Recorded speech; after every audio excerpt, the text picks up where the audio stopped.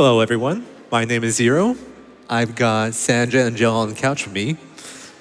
Hello. Yo. And today, we will be going on an expedition to defeat the Paintress and save Lumiere. So, start off, how are we doing on the voice language bid war? The voice language bid war is English. English. Nice. That's what I am used to. All right. So I will count down and we will go on go. 3, 2, 1, go. Bonus shots. All right. So we open up in Lumiere. You might notice it kind of resembles Paris. We are kind of like in France. And this is the prologue of the game. It's mostly exposition. Sadly, we do skip all the cutscenes, so for anyone that hasn't experienced the story, you're not going to get too much of that here, but we will explain things as we go along. All right, let's go. Here we meet two of our main characters, Gustav and Mayel, Ready to see and we are going to see our ex, Sophie. Been ready. I set up these grapple shortcuts. Nice, huh? Get a little intro on the platforming here. Borrowed the hooks from the Wait, I love this game, the platforming, by far the worst part. You'll often see me get stuck on a pebble on the ground as I turn around to look at something for a moment. Try not to laugh at me. I believe this game has the same, uses like the same physics engine as Only Up. Looks so much younger than me. It's pretty accurate. We got to climb the monolith, right? Makes sense they'd use the same Yeah. I'm engine. sure she already has a necklace full of flowers. I've just heard a lot of great things about Only Up's game engine, but Come on. And So here, we're going to have a duel with Mayel to loosen our nerves before we see Sophie. So this is our intro to combat right here. Combat starts off pretty simple. We have attacks, we have skills, we have dodges and parrying during enemy turns, which is really cool. One of the coolest things about this game is that you can actually interact during enemy turns. So strat here is pretty simple. We only need to parry one, and then we're going to use our skill Overcharge. That does more damage the more charge we have. It's a mechanic unique to Gustav. He builds up charge as he dodges, parries, or hits enemies. Yeah. And there we go, first battle done. Plaza is lively. Might have noticed we got a drop there called the Color of Lumina. We won't be using that for quite a while, but that'll essentially let us get Lumina points, which will let us equip stuff later on. I don't really understand. And onward with the intro. Sophie broke up so long ago. But clearly you never got got over stuck. oh no. There it was. Classic collision. It's a bit late, isn't it? All right, so this game has like kind of like these intro into cutscenes things, these fade outs. I like to do funny stuff like that sometimes while we wait. We can do more with this. There's going to be some pretty cool tech coming up a little bit later on that will explain, that will take advantage of this little kind of just like scene transition. Going through.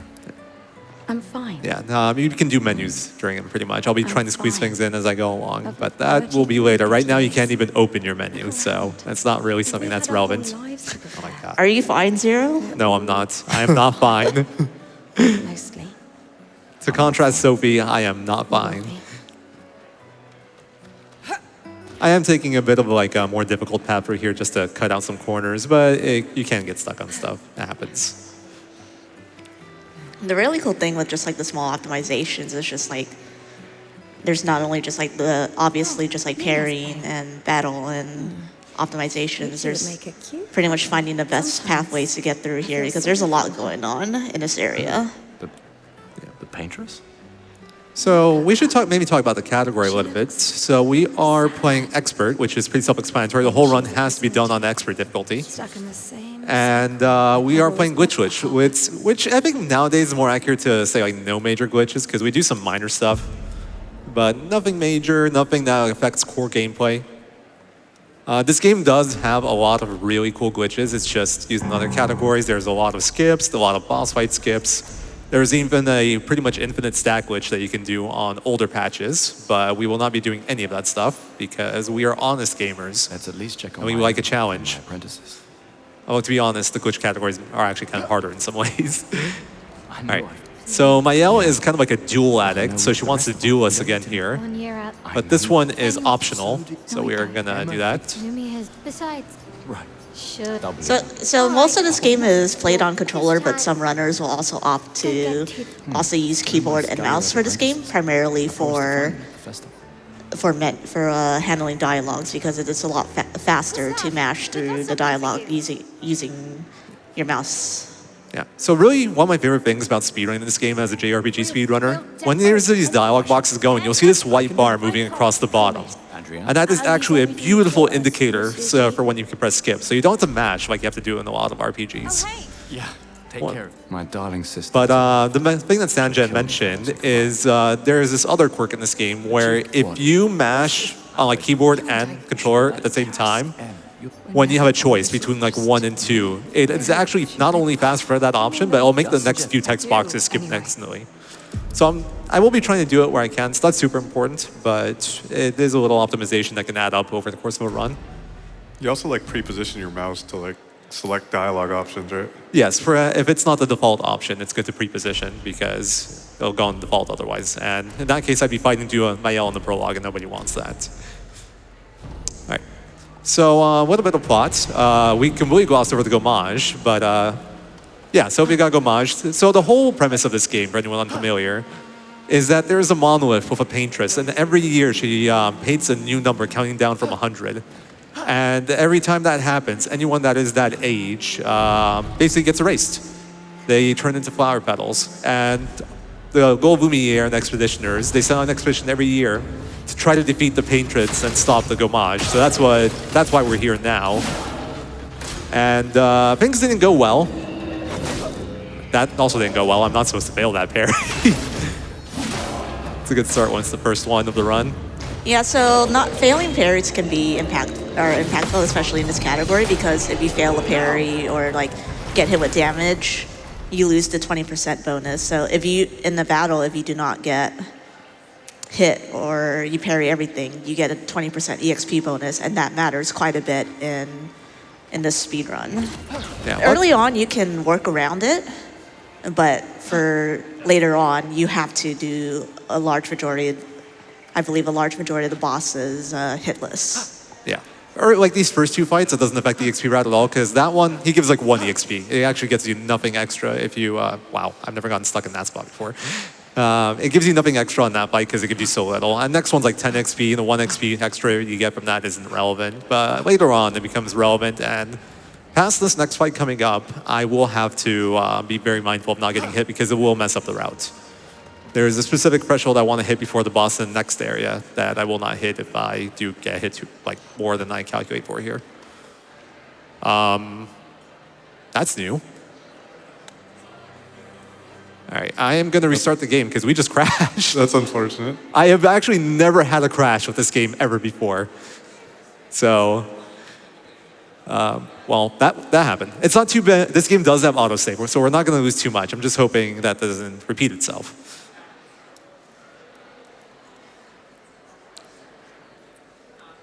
How are we doing on the voice language bid war? Because this would be a good time to adjust it. The voice language bid war was closed, so it is English through and through. Gotcha. English restaurant, perfect. All right, if you have time for a donation. Absolutely, I got some love coming in. I've got $10 from Bram Hall V. Goat. Thanks, Jack. Yeah, thankfully this game autosaves. This game has a lot of convenient autosaves.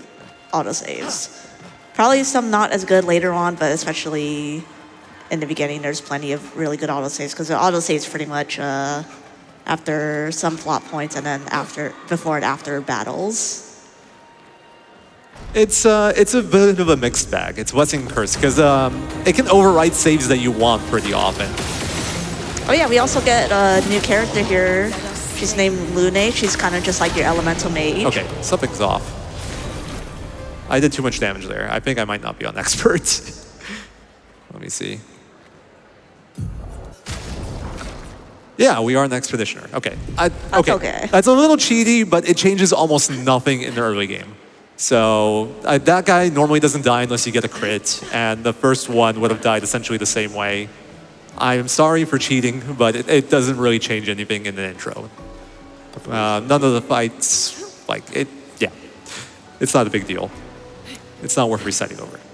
It's the main difference between the the lower difficulty is just like more HP and more damage, essentially. Sort of. Story and Expeditioner, enemies have the same HP pools, but a Story has a much more lenient dodge and parry window. Expeditioner has the same dodge and parry windows as Expert. So that's similar, but I think the damage that enemies do is different in all three as well. Whereas Expert does the most damage to you, and Story does the least.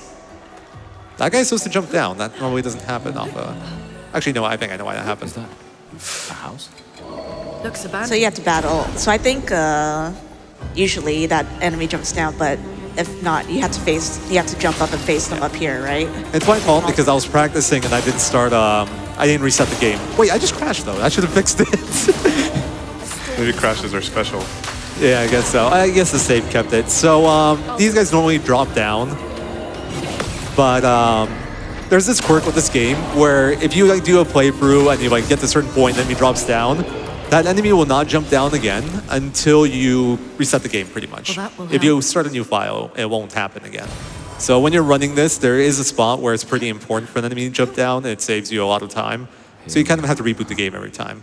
Yeah. We might lose some time in that spot, but it's not a big deal. I know how to back it up. The indigo tree's over there. I think someone told me that the parry window on Story is like wider than the dodge window on Expert, right? So for dodge, there's dodge and perfect dodge. Perfect dodge is essentially you would have gotten a parry. Dodge is more lenient than a perfect dodge. Story parry is a wider window than Expert normal dodge, by a good bit too. It's like over half a second, I think. Whereas Expert parry is like a little bit over 0.2 seconds. All right. Good pattern there. I do need at least one of them to target Gustav to build AP. That is one of the sources of variance in this run. Enemy targeting can affect your AP generation, which can affect your strats. For later fights, once we have more resources, we have more ways to mitigate that kind of thing. But early on, it's much more relevant. Also, I do want to mention we got our second character, Lune, aka Best Girl. She is kind of, for anyone familiar with like Final Fantasy type games, she's kind of like the Black Mage. She has access to like all sorts of elements. Her character system is called Stains, where the spit kill she uses generates stains, and they can consume stains to get bonus effects. All right, 1 second, got a menu. I didn't get everything I want to get out there. That's all right. So that's what Sanjan mentioned earlier. During cutscene loads, we can sometimes get a menu in like that, just to save a little bit of time. Would one of you like to explain Pictos? Flares. Survivors. Go for it, Sanjan. Hurry. So Pictos are basically just like abilities with status effects that you can equip for each character. You can equip 3 at a time here. So as you see here, Gustav got Dodger and Dead Energy, which gives you effects. Yeah, the Pictos also have like stats attached to them, so sometimes they'll just be equipped just because like they give speed or crit chance or whatever. But there's also another quirk to them where if you complete 4 battles with the Picto equipped, you can learn the skill on that character without needing the Picto. Yeah, so that will be used so you can use that in conjunction with the Lumina system, which we'll explain a little later on here. We equipped those Pictos that we got to Gustav mainly because he's going to be our main damage dealer for this next boss fight coming up, which is the speedrunner's most favorite boss fight.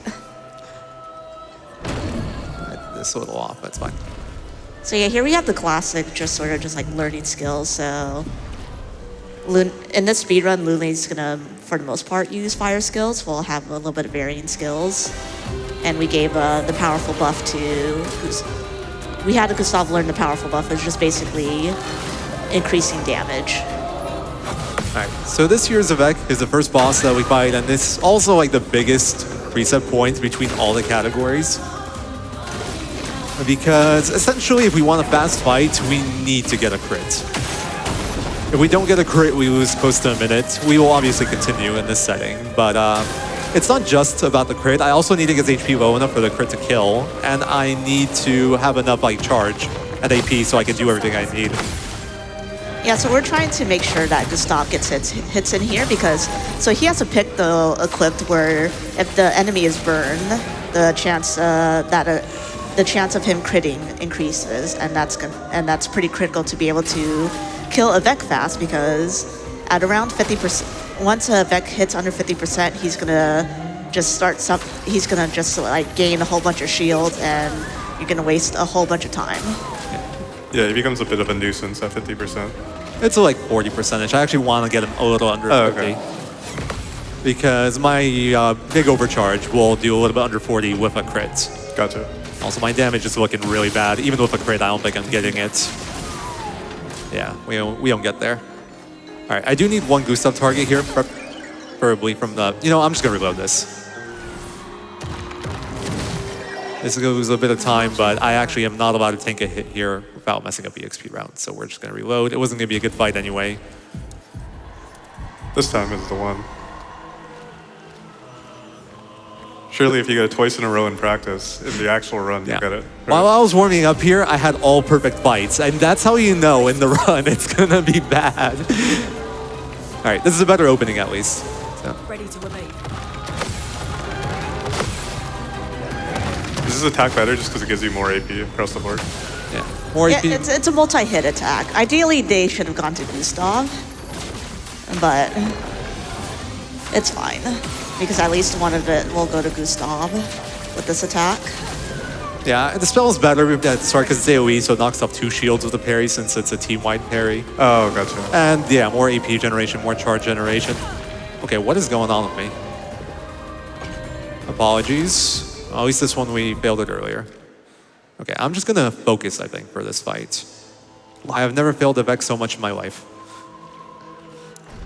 Yeah, definitely just like in this, especially when you have to nail a lot of the parries and a lot of the dodges. Like, explaining this can be definitely quite tough.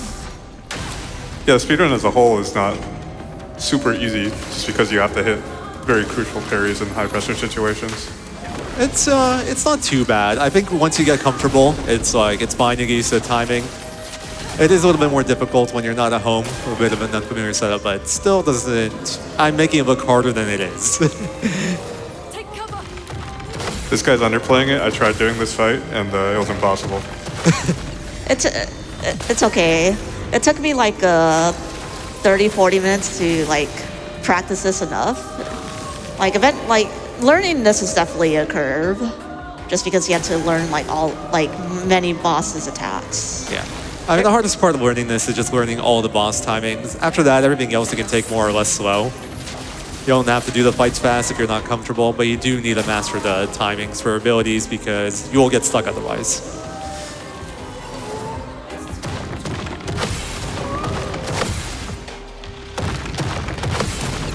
Okay, we're good on charge. My damage is kind of rough. I might be under damaged again. Maybe put a crit here. Okay, I'm okay. Nice. I still do need the crit now. Yeah, the mark of just many of the bosses, as is with the classic RPG bossing, is that you're trying to stack as many just like debuffs and just like ways to damage, increase your damage as much as possible, and then go in and do like a couple big hits. Yeah, it's the classic RPG multiplier stacking sort of fights. For those who come off. All right. Great. Any critters? Yo, let's go.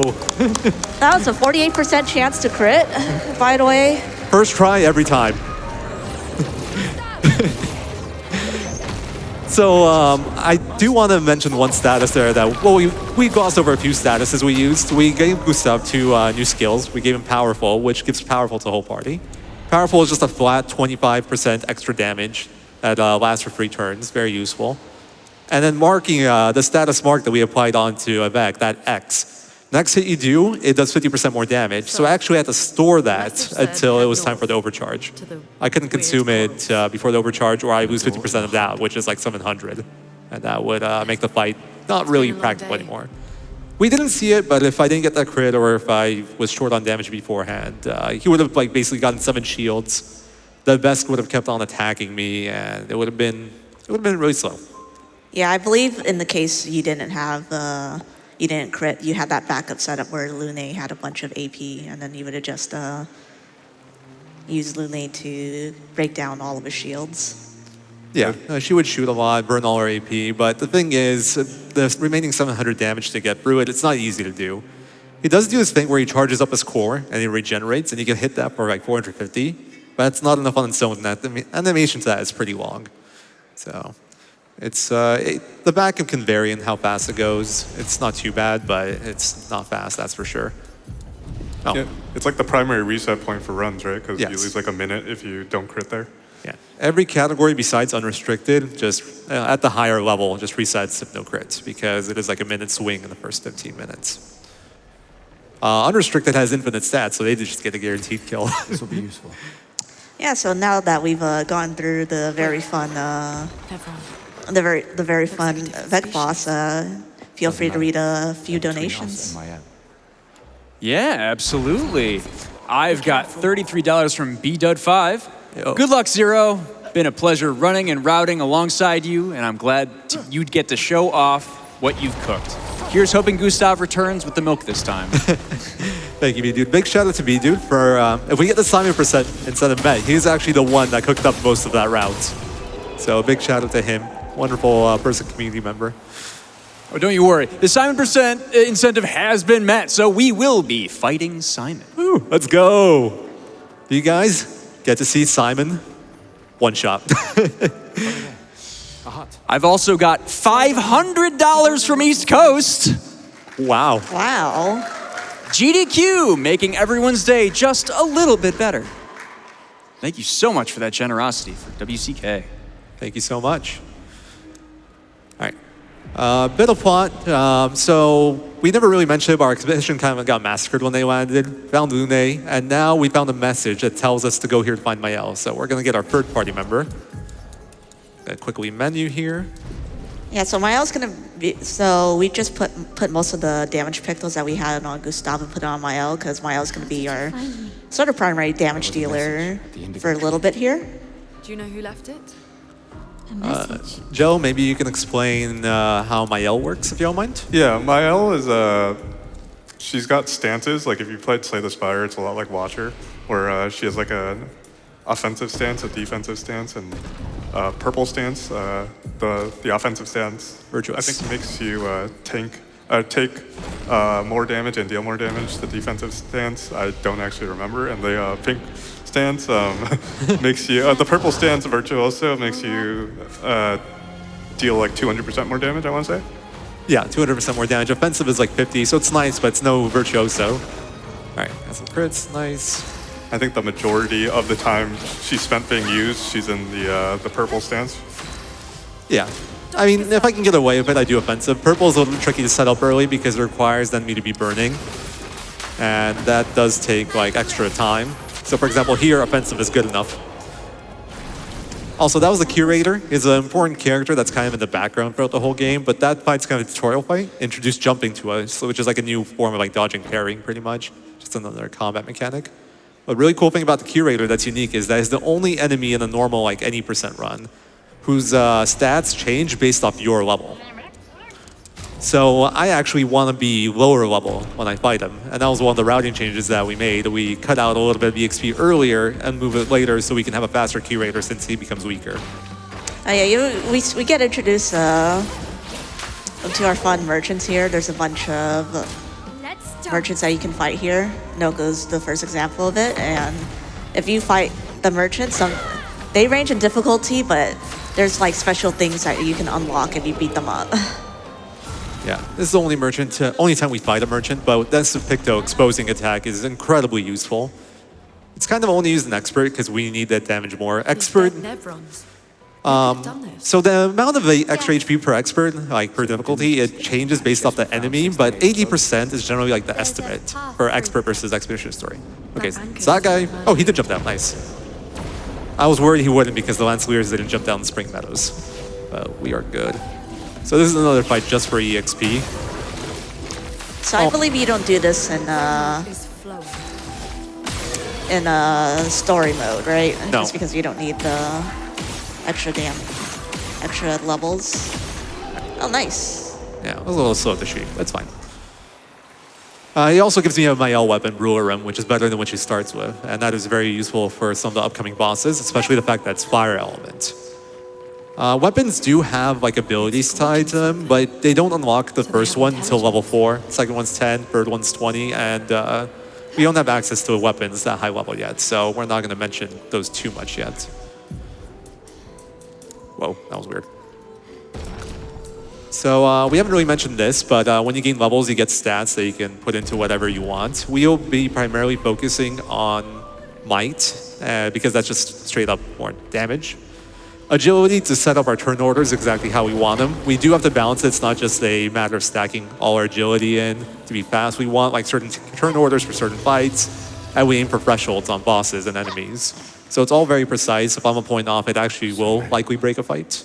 And later on, we'll be putting some into luck, because luck gives crit rate, and I like having guaranteed crits in my speedruns. So that helps a lot with the routing, when you know that all your damage will be consistent. Yeah, one interesting difference with Expedition 33 from other similar games in the genres is there aren't really like damage rolls. Like everything speed-wise, damage-wise, minus crits, of course, is like purely calculatable, and you can always do the same damage every single time with the same stats. And coming from a game like Octopath where speed is like RNG, it's almost like jarring that the speed stat actually works. It's really nice. It's a complex system for speed, but it's deterministic, which is lovely coming from more RNG-based games. Yeah, I know that you've put in a lot of effort into pretty much routing expert, and the routing and all the stats handling is very precise. Yeah, it was definitely a multi-week project. It was one of those things where it's like, you finish, then you make one tweak, and things no longer work because it's one stat change, so then you have to do it again, and then something else breaks, so you have to do it again. But it's really nice once it all comes together. Alright. So this is our second boss, Gabu, and this is why we've been fighting a bunch of like kind of random stuff that we can kill quickly for EXP. Because I want to be level 7 on Lune and Gustav for this fight, and preferably 6 on my L for her. Wow, that was really good. But also kind of bad. I actually did too much damage there. So he can target any of my free characters. My L's counter does the most, but because she also crits, he summons those flowers early. And this kind of throws off the script a bit. Yeah, so I believe what you were trying to do generally in this fight is just to cycle or debuffs on them, as well as have Mael use per se for most of the damage to go blue. I do not like how this is going so far, because I got the worst of both worlds. I didn't get the per se crit, which was 3,000, but I got the crit to push phase early, so I only get shields. Yeah, so Goku gets shields here, and for his regular attack, he does an additional hit here. Not much point in parrying that. Okay.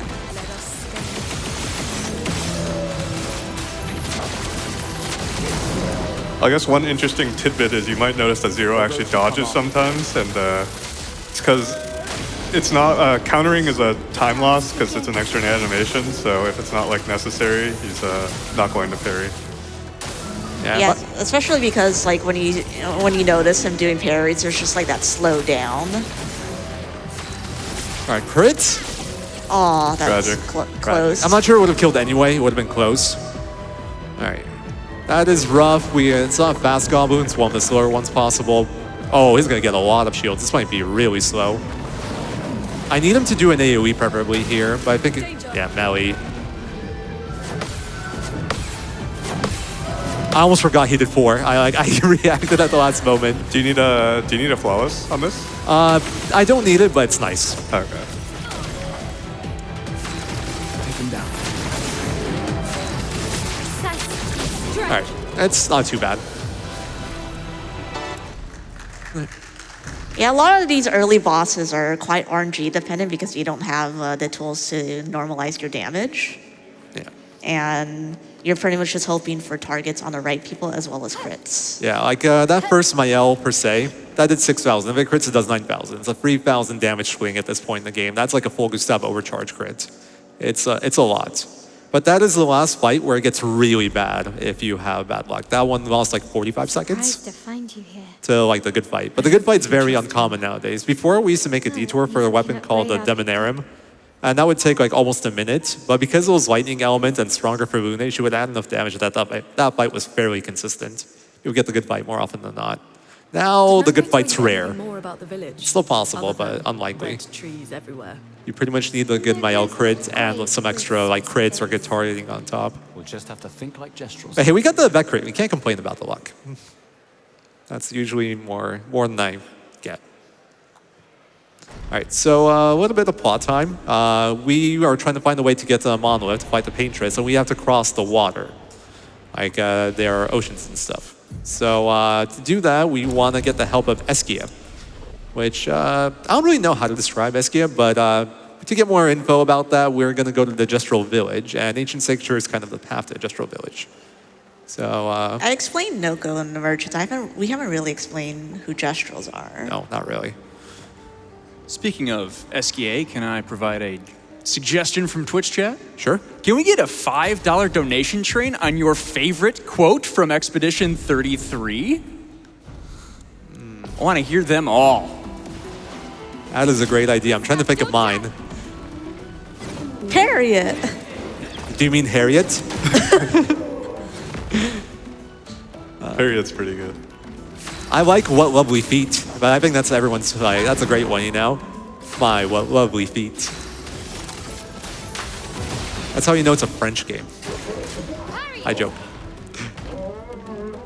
Okay, that is his hardest move to parry. It's actually one of the few tricky ones, so I'm glad I got that. Nice. I'm gonna play it safe on the damage. Oh yeah, I think what I remember from this plot-wise, like, you basically have to go to the gauntlet of fellow Sakapatates. Please forgive me if I have said that wrong. Yeah, you think it's like a Sakapatata. It's like Sakapatatas. Sakapatata. Yeah, there's just like this buffed up one, and then there's gonna be an even more buffed up one coming up. Yeah, and so the Sakapatatas are kind of like the Jestral's like way of fighting, almost. They, I don't want to call them tools, but I can't think of a better word. I think Gundams. How do they even stand? Medieval level Gundams. Gundams in our JRPG. But yeah, they're pretty cool. They have this unique quirk, generally speaking, where after the battle, they'll crash, or after they go down, they crash into your party, so it's like one more parry dodge to add. Some of the timings on those can be tricky, but we don't really run into those in any of the categories we're doing today. All right, so we got another fight coming up here. We're gonna do a quick weapon change if possible. Nice. That's the weapon we got off the fight earlier. It's not a great weapon, but it's just 3 levels higher than anything I've had. So it lets me get a little bit more damage. Ready to Oh, great music. Banger. I just saw that it says it attacks with its dead partner. That's a common trait for them. They're pretty hardcore. Yeah. All right, so this guy has a quirk where if you do enough damage, he'll raise his shield, and then you do like no damage until you break him. It's like, but we're gonna bypass that because behind the shield there's a weak point, and we are gonna break the shield off with that. Nice, this is good targeting. I want Gustav to generate AP in this fight. That's kind of where the variance is, that and crits. So what we're gonna do is we're gonna shoot a Fune, and because he's weak to fire, he will like kind of recoil, and that'll expose the weak point. To do that, you need either a crit or hitting him with weakness. So Fune having a fire weapon is very nice for this. And then we're gonna keep on following our traditional pattern of applying mark, virtuous Mael, like all buffs, debuffs, and there we go. Good crit. Damage cap already. I'll do it. Danger! Yeah, this damage cap is going to apply for quite a while, and eventually you're gonna quickly see us like easily hit damage cap a lot. And you also notice that Mael deals mostly single hits, and that's gonna later on be a little bit of a detriment. So we'll pretty much stop using her pretty much after the next segment for a little while and start transitioning to using other characters. Yeah, so like in terms of DPS, the damage cap is kind of the biggest limiter we run into throughout the whole run. So our whole routing is around getting that damage cap because we're stuck with that damage cap until pretty much the end of the run. So what we'll be looking for more than anything is like good, strong, multi-hitting moves. And as strong as Mael is, she's kind of lacking in that department, at least like in any relevant part of the run. So we will be transitioning to other characters. I feel like every character gets a chance to shine more or less, besides poor Minoko. Minoko doesn't really get much use. Depending on, he might have a slight chance to shine. Oh, he will because we're doing Simon percent. So we will see a tiny bit of a no-go. An advantage. Also, that is our first detour right there for Simon percent. That's why the incentive cutoff was there. I need to pick up that Picto called Stun Boost. It's pretty self-explanatory Picto. We haven't really mentioned breaking yet. So there's this yellow bar below the enemy health bars. When that thing fills up, you can do a breaking move. Overcharge from Gustav is a good example. It's the one we primarily use. And if you break an enemy, you essentially stun them. They take 20% more damage, and they can't move for a certain amount of turns depending on the enemy. Stun boost makes it so you do 30% more damage to a stun enemy. So it's just a flat damage boost. And the first time we will be using that is actually Simon, so at the very end of the run. But it is important for that fight. I would not do enough damage without it. Yeah, because since you basically just need a lot of preparation for Simon. Yeah. For reference, Simon has 45 million HP, roughly. I think it's just Really a under. village of Jestrons. And any percent, the strongest enemy we would have thought is like I guess 766,000. Sizable difference. Yeah, a little bit. Oh, wait, you know him. Trying to set up my fast dialogue skips here. Why? I like that the mashing through dialogue is kind of like a rhythm game. Yeah. It's one of my favorite things about this. Oh, kind of bugged out there. I get the fast one. Yeah, in order to get in order to be able to get, how do you pronounce his name again? SQ? SK? We have to base the person that we talked to, Gogora, will give us a password if we kind of beat their gauntlet. Yeah, we can't get into SK's nest legitimately without a password, and she thinks SK is too strong to get to some like access to just some randos. So she wants us to prove our strength in the tournament here. Nice crit. These don't matter all that much. I will kill regardless. It's just a question of if I kill with the Rain of Fire or will I kill with the Burn. Oh, go ahead. No, I was just going to mention that we're using two new moves here. Degagement, which puts you into offensive and makes enemies weak to fire, which is really cool. We only use it in tournament in this category, but it's a very fun move in 5%. And Rain of Fire is just a really good double hit, like high damage move that also burns. Very useful. What were you going to say?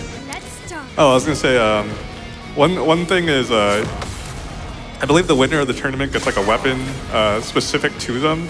So you use Mael for the whole tournament also for that reason, right? Oh, Mael's just the fastest one for the burst 3, but for the 4th fight, yeah, we do need to use Mael for that purpose. Yeah, the main thing with this tournament is you actually don't need to win all of the battles, but it is imperative that you win the last battle because you want that weapon.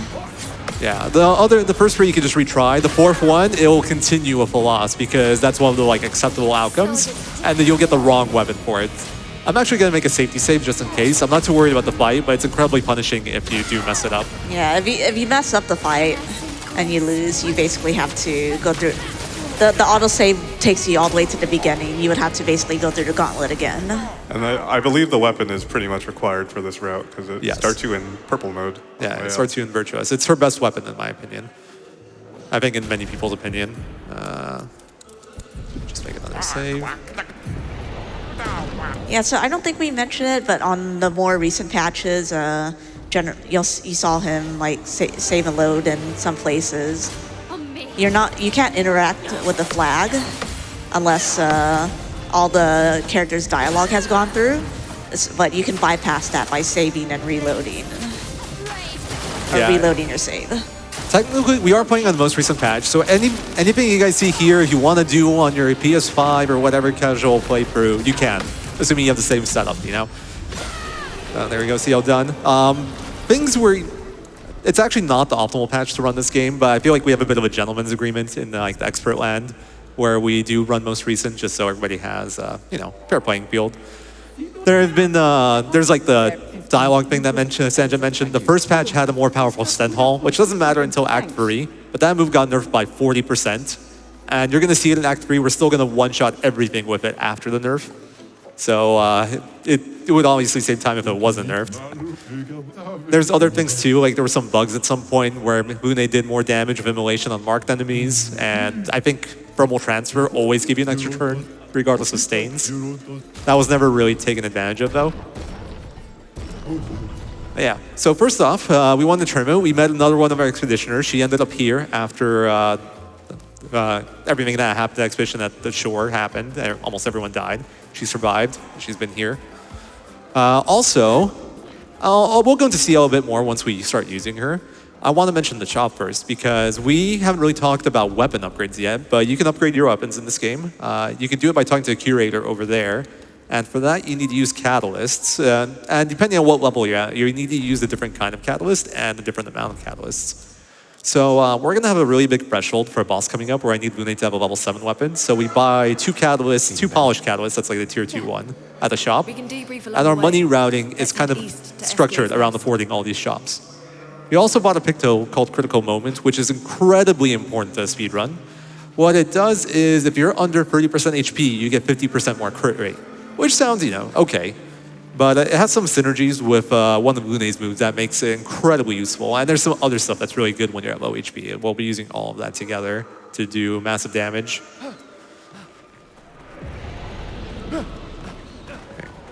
If you have more donations, now's a good time. I got time. I got a quote for you. I got $25 from Izala. The wise SKA once said, I too am woo, but I'm also wee. So the wee balances the woo. That is a great quote. I love that one. Also quick, in Bid War update, Aristocrat Yoshi is strongly currently in the lead on top of Soft Serve Yoshi. So make sure you're getting those donations in for that Bid War. But also, the Samus Sprite choice for Super Metroid. The options are 2 Links stacked on top of one another, Buff Kirby, Mario, and Samus. So that one makes sense. But I think 2 Links stacked together is currently in the lead, and I find it amusing. I also have $10 from RJ. Good luck, Zero. Let him cook. Thank you, RJ. Big shout out to RJ. He's actually the person that got me into this game. I just tuned into the stream one day, and he was playing it, and he was getting his ass beat by my yell at the harbor. And I'm like, that looks fun. I want to play that. We are also only $33 away from $4,000. Getting so close, everyone. 33. It's like the expedition that we're on. It's crazy. There's $33 away. It's a reference. Kismet. Also, fun fact, I am 32 years old. If I was an expeditioner, I would be on this expedition. I'd be one of the guys on Dark Shores right now. The more information we get, the more questions I have. That's dark. All right, so we got another boss fight coming up. We met Eskia, and he agrees to help us cross to where the Paintress is, but he needs his rock, and he thinks Francois has it. Francois is like his frenemy, his best friend, also his roommate. They share the cave together. And Francois has the strongest ice attack ever, so we got to make sure we dodge that or we die. Danger. After my L. But the fight is actually really simple. It's our first really consistent fight of the run. So we just apply powerful, apply defenseless, take off as shields, and do a full damage per se. Even with no crit, it always kills. Okay. All the Take the no. Scram! This is the part of the Scram. run. Scram. He also has like the best lines. And since we're doing Simon %, we get to hear some more of him, which is going to be great. Because we will be seeing Francois again. Francois and Esquier are very different from Jestrels and Nevrons. You think the Paintress created them too? If not, who else? Maybe they came from another world. A little bit of foreshadowing there from CL's lines. I didn't realize that. It's true. Nice, got the menu. As you can see, I'm trying to squeeze in like little bits and pieces of the menus I have to do throughout like the run during these cutscenes. Some might argue it's a glitch. It might be, I don't know, we still need to discuss it, but as of right now, everyone's doing it, so it's kind of okay.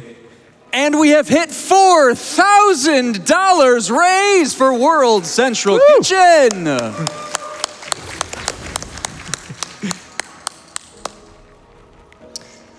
Did we grab the medallion, right, from this fight, or is that from a little later? That was from the tournament, from Gotcha. the CL fight. Right. That's why it had to be one. Yeah, so I don't know if we explained it yet, but it's a really good weapon, mainly because, as you noticed in the beginning, Mael started in the virtuose stance, so we don't have to do all of that kind of setting up for her to do damage. Yeah. In the fights before, we had to do Swiss Stride before every per se to get her into virtuous for the 300% damage, essentially, because it's a 3x multiplier, it's plus 200%. But now, once you start in virtuous stance, so I no longer have to set her up for the first hit, and essentially I'll be using her for now, is like for the first hit, so that's great for my purposes. All right, so here we're gonna do our first weapon upgrade of the run. We're gonna upgrade the slide rim that we got from an best to level 7. And that is gonna be, that's gonna be our main weapon for a while. It's gonna be what we're upgrading for the majority of the any percent part of the run. It's nothing too special. It has a nice ability in that fire skills cost 1 less AP once you get level 4 with the weapon. And that's helpful. It does help out a bit. It's not crucial. It's just the best weapon we get naturally along the path. So. Well, that will help. Alright, so this is a fight we do just for setup. Oh, we do it for a setup, we do it for EXP, we do it for a drop. So we are gonna shoot that guy's weak point, shoot that weak point, which does damage to everyone. And then Lune is gonna wildfire, and oops, I didn't do the QTE. Why'd you do that? What's that for? I must have misclicked. I can't believe you would do that. So here you're gonna see the start of the trend of the strategy of bringing ourselves down to 0 HP constantly. I mentioned earlier that we got a critical moment, which lets us get 50% more crit rate if we're under 30% HP. We are now under 30% HP with Lune. That's how we get there. So Wildfire is actually a hidden like goat of the run, or in terms of like Lune's abilities, because it lets me drop her HP very consistently.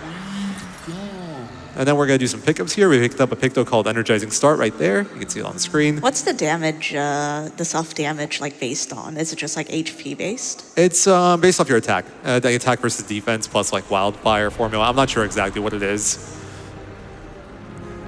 It's not something I mapped out by, like, math. I just, like, hey, this works. Try it until it works, sort of thing.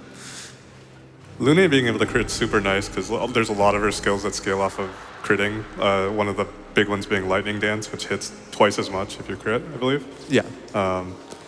So having very high crit chance means you're just doing double damage essentially, and you're critting, which does more damage on top of that. So yeah, it's essentially 300% damage if you crit both hits that you get. So if you just say one hit of Lightning Dance is 100%, if you crit, you get 150% on that hit, and you get another hit, which is another 100%. If you crit that, that's 150%. So 300% damage, essentially. I think there's another Lune skill that's used often in the run that generates stains if you crit, right? Yes, Elemental Trick, which generates 1 stain. It's 4 hits, 1 of each element, and it generates 1 stain of each element for every crit. So for that move to be effective, you do have to crit everything. Right, so I saw you equipped our new character CL here. What's she all about? Well, at the start, she's not going to be too special. She's going to be a utility support character. She has this move called Intervention, which is really strong. It's kind of a meme in the community because that was the one that kind of forced it onto everyone in this category. But it essentially gives somebody else their turn. It just, hey, use Intervention on someone, now they go. And it also gives them 4 AP, so it's essentially a battery for my other characters. 1 second, I got a menu here. All right, there we go. And yeah, that is really strong, especially for Lune, because Lune has to generate stains to like then consume them for her bigger hits. And Intervention essentially lets me get 2 turns per turn instead of 1 turn per turn, and it feeds her AP. Yeah, so I alluded to this, but we are pretty much switching to Lune as our main damage dealer. Yeah. Mael's time to shine won't be until like Simon stuff, pretty much, or until Act 3. Yeah, so we switched to Lune primarily because she has we are going to learn Lightning Dance. So Lightning Dance is a multi-hit attack, and because we have all of these buffs on her, you know what? Oh, that's rude. Yeah, I don't know why that jump doesn't want to cooperate. I'm gonna shoot this guy, run away, shoot him again, I guess, and hope I don't get caught this time. Oh my god. There we go. Yeah, first try every time. Let's go. Yeah, so Lightning Dance hits about 8 times? 9 times? It's 6 times by default, and then 1 extra for every crit. So 12 times. And remember how we ran into that damage cap issue with my L, where even though we are doing over max damage, we're capped at 9999. That's essentially how we get around it. We do more hits. So if we do 12 hits at cap damage, that's 120,000. That's pretty good. We're not at that point yet, but we will get there eventually. Yeah, and that damage cap is going to stay with us for a good while. Yeah. It's kind of interesting how they make enemies very resistant to taking damage cap damage a lot. Because, so like, it incentivizes hitting for damage cap more times than hitting for one big hit that just hits damage cap. Yeah, until you can break damage cap anyway. And that affects so much of our strategizing early on. Pretty much, once we break damage cap, enemies don't get to play anymore. We will, there will be no more parrying, dodging, because everything will be dead before it gets the chance to move. So I'm sorry if that's not the most exciting thing to hear, but I think the cool part of it will be just how quickly we get set up after we break the damage cap. Like, we go from finishing Act 2 in like an any % way where we don't really go out of our way to do extra stuff. A little bit here and there, minor detours, but not much. And we go from that to one-shotting the super boss of the game in about 15 minutes. It's kind of it's kind of crazy. The training wheels are off. We still have a little bit more running here if you want like a donation or two. That was not a bad time. Absolutely. We got to $4,000 by a wonderful donation by Megabits for $33. $4,000, baby! Woo! Woo! We also have a $500 donation from Klondike7. Thank you so much for your generosity. Thank you.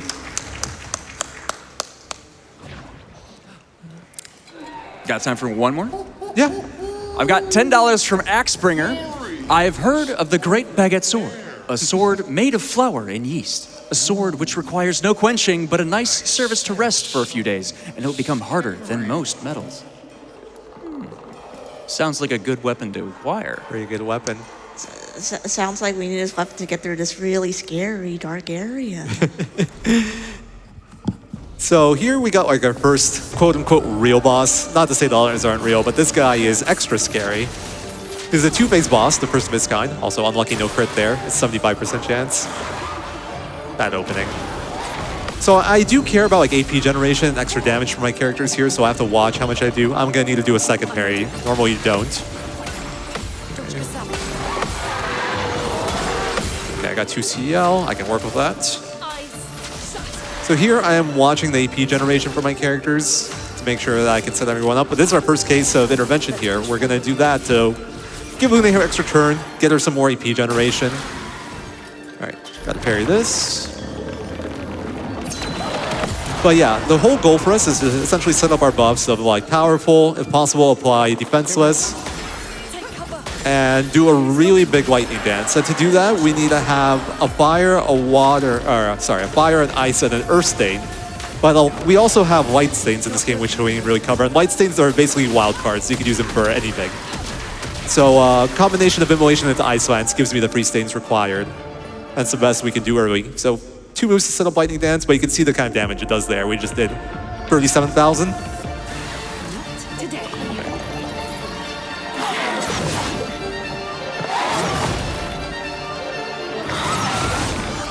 Forgive me, focusing a bit on parrying here. All right, so we still have one more move. This guy has a quirk. Well, both phases have a quirk where you can shoot the lamps to prevent attacks, but it's not worth it for us to do it. So we're just gonna let him do his attack here. If he doesn't do this, he'll just do a different move, and the rest of the moves are kind of slow, with the exception of Basketball of Light, which is the best move to get. So here we're gonna apply exposing attack with Gustav. Wildfire, this will set up my stains again. And we're gonna do an even bigger lightning dance this time. I noticed that I'm not doing a full QT. We haven't really mentioned QTs yet, but when you do a move, it gives you like that diamond, and you can hit a certain part of it. And depending on what move you're doing, generally it's just a damage multiplier. It's like for each one, it's 10% more damage if you do an imperfect, and 20% more damage if you do a perfect. For support skills, they can have other effects that we'll mention here and there. That's why for Wildfire, we have to fail it, because that's actually what makes it hit you instead of an enemy. Also, here Gustav is fighting the brown-haired, white-haired man. Very iconic scene here. Get us up there. know there's a phase 3. It's back. The real boss. All right. Bit of an unscopable cutscene here, but all we see is Gustav just winning his fight with a white-haired man here. He overcharges him, and he'll be fine, surely. Yeah, after he defeats white-haired man, he's going on vacation. As we like to joke around, he's going to get some milk. In some other categories, the manner dialogues can be a little bit bugged, and they'll play again later on during the run. So you'll be like in the middle of Act 2, and you'll have Gustav talking to Mayel in the manner. And that's why I like to joke about it. He's back. He came back. But I don't think we'll be seeing that today in Simon Percent, sadly. I'm a believer. Hey, who's this guy? That's Gustav with a haircut. No. Oh, he has white hair. He's white-haired. Yeah. I guess our Gustav got a new name in Extreme Makeover. He went into Woodsuck. But yeah, this is a new character, his Verso. He kind of takes the place of Gustav from here on out. And he has his own mechanics. He does use the same weapons as Gustav, but before, when we saw Gustav, his weapons didn't give him like perks in terms of abilities. Now they do. And the Verso has his own system called Perfection. So for anyone that's played like Devil May Cry, for example, it's kind of like that, where you build up a ranking, and your moves will essentially get certain effects if you're a certain rank. And additionally, the higher rank you are, the more damage you do. So S rank is like 3x, A rank's 2x. I don't remember BC. I think it's like 1.5, 1.25 probably. Okay. We'll be playing around that sometimes. All right, quick menu here. Oops. Not so quick if I mess it up a little. We're just gonna set up Verso because he will be our main damage dealer for a bit. So I mentioned the ranking stuff, but the thing that makes Verso really good early is he has a move called Berserk Slash. Would one of you like to explain it? I think you got this. Berserk Slash is the one that when you're at low HP, you do way more damage, right? Yes. Yeah. So Verso, like I said, has an ability when you're low HP. He does a lot of damage, which I believe. Hey, parry it. All right, I'll parry it. Oh, I pressed the wrong parry button. Darn. I believe it does max damage out of the gate, more or less. Is that correct? With some buffs, yes. Okay. Yeah. So we were memeing that failed hit was completely intentional. That was supposed to be our introduction into gradient and gradient counters, which is a new form of like parrying. It's those are nice. They're pretty easy to time, and they're generally a bigger counter. They also take longer animation-wise, and since they do so much damage and you can't dodge them, you're forced into doing a gradient counter. So it can be slow in a way if we don't need the damage. They're kind of similar to like limit breaks in the classic JRPG sense. I can see that, yeah. Like enemies doing limit breaks onto you. But yeah, the whole reason we got Verso hit there is because we got to get to 1 HP, because of what we said about Berserk Slash, where it scales with like the lower HP you are. Additionally, we got another Picto called At Death's Door. That was the drop from Lampmaster. And that does 50% more damage if you're under 10% HP. So it's just another flat 50% multiplier for us. I should also mention my choice of wording there. I say more damage, not increased damage. Because if you read Picto descriptions, some of them will say more and some of them will say increased, and they do not work the same way. Increased applies earlier in the formula, so it wouldn't be like the full 50%. I don't know exactly where in the formula it applies, but it's less than what? If it's 50%, it'll probably be somewhere closer to 20, 30% when all said and done. More is just calculated at the end, so it's just a multiplier. So if I do 50% more, you can just take my damage, multiply it by 1.5, that's my damage. Looks like we passed the danger zone. I also want to mention the Picto we picked up in Stoneway Cliffs that we kind of glossed over called First Strike. So sometimes when we fought enemies, we've attacked them like this, and that lets us preempt them. First Strike is a Picto you can equip that essentially lets your characters go first by default without having to do that. And it works on bosses as well, so that's really important. Also, that along with that energy too actually has a hidden 10% damage boost that the game doesn't tell you about. So that is also a really big perk of it. And quickly do my menuing there, set up Verso. We also bought another Picto called Inverted Affinity. It's another, okay. What is going on? It's fine. It should save after the shop, so I'll just have to redo the menu. It's not going to set us too far back. Donation time? Yeah, absolutely. I got a few donations that came in for our old friend Gustav. I've got $15 from a Thunderbolt Gamer for those who come after. For those who come after.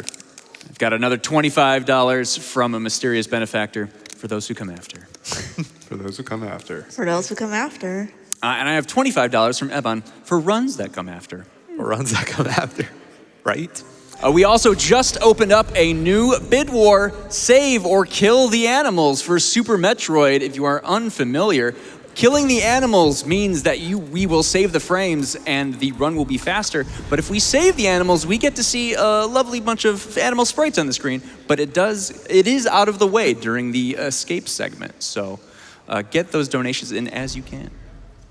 All right, I think the boss we're about to fight is a bit of a fan favorite.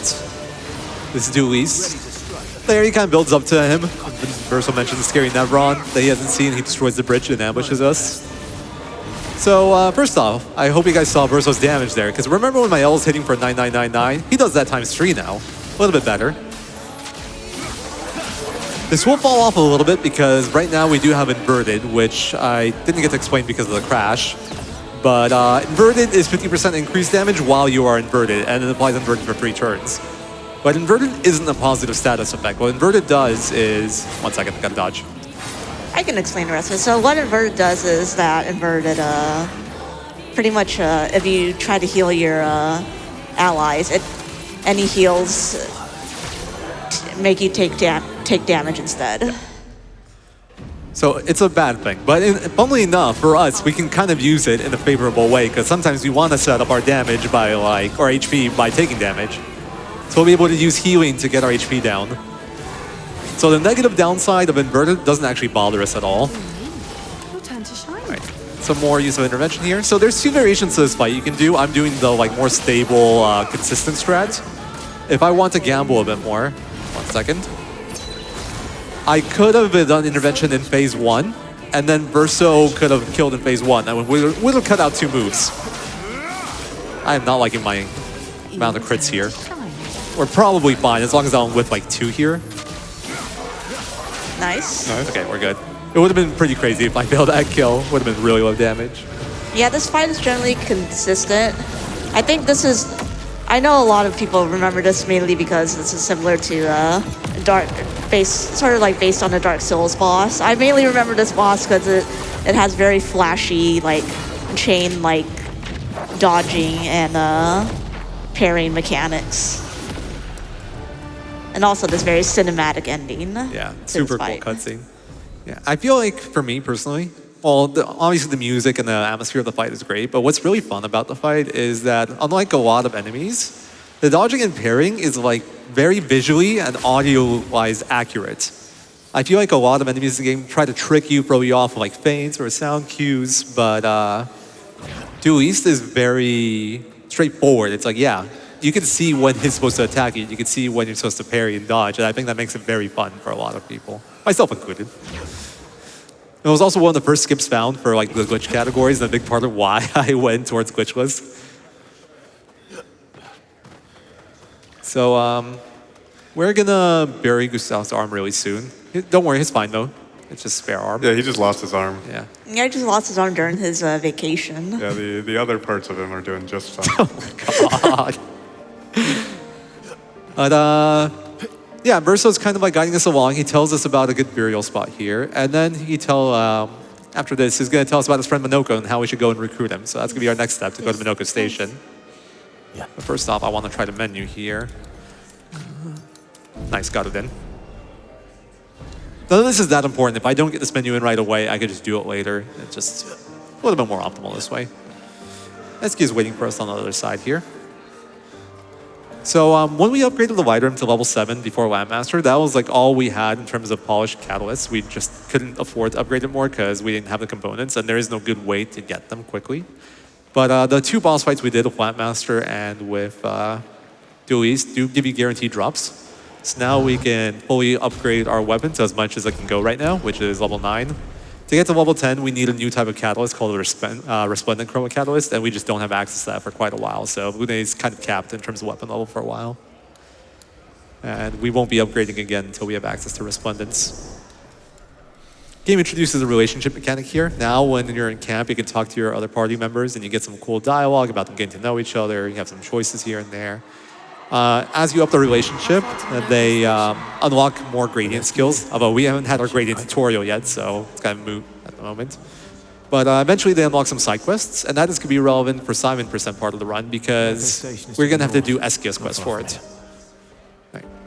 So the other downside of us getting into a forced camp is that it healed our party, and I don't like being healthy. I want to be low HP, so we're going to have to take a fight here to get our HP back down. Like, my aim has been awful on this guy lately. Verso is going to clear these two. Those Minions, by the way, are some of the best enemies to fight because you can just shoot the bomb and it does a lot of AoE damage to everything. You might have noticed I fought a lot of them in Flying Waters. They're just a great group to fight for EXP and for setup. Super easy to clear. You really gotta get better at that Luna QT. I'll work on it. I'll work on it. She's your favorite character. Come on. I just like how she looks with like the, you know, the inked up feet. That's a cool thing about this game is your characters take damage. They get like quote unquote dirtier. You can see that Luna is all stained, but like my CL clean. Here we are. Minoko Station. Luna is a laundry non-enjoyer. I knew it. They're real too. Right, we do have another menu we got to do here. One of you want to explain Duliso maybe? Go for it. Yeah, so Duliso, I believe, is a nice weapon upgrade for Verso. Yes. It's a new weapon for Verso that lets him, if he attacks, he can attack again, or he gets another turn. And we mentioned exposing attack a few times. It's the pick that we got off Noko earlier. Also banger. Great music. Yeah, and it gives him the chance to apply Defenseless twice. Yeah, oh, I got the worst move.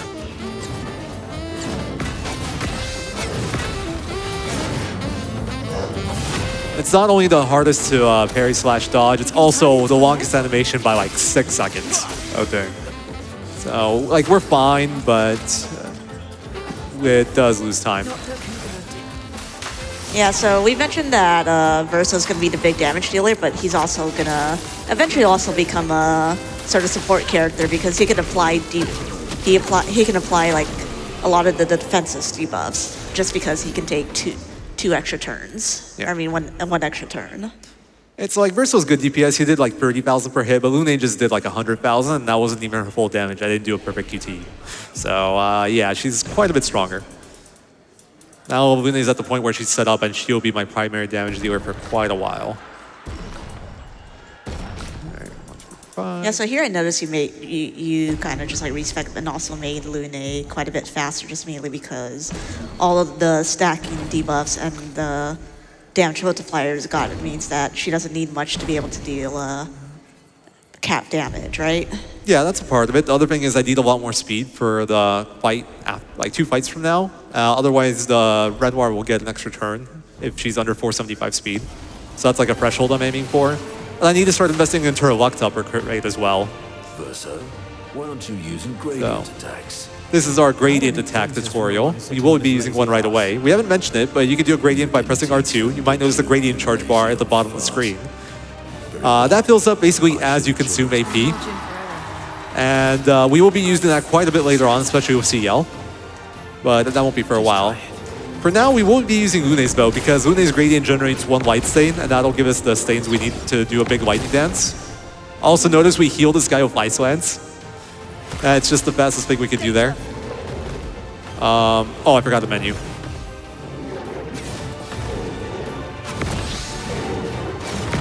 Okay, he's not supposed to get those moves off, but well, he did.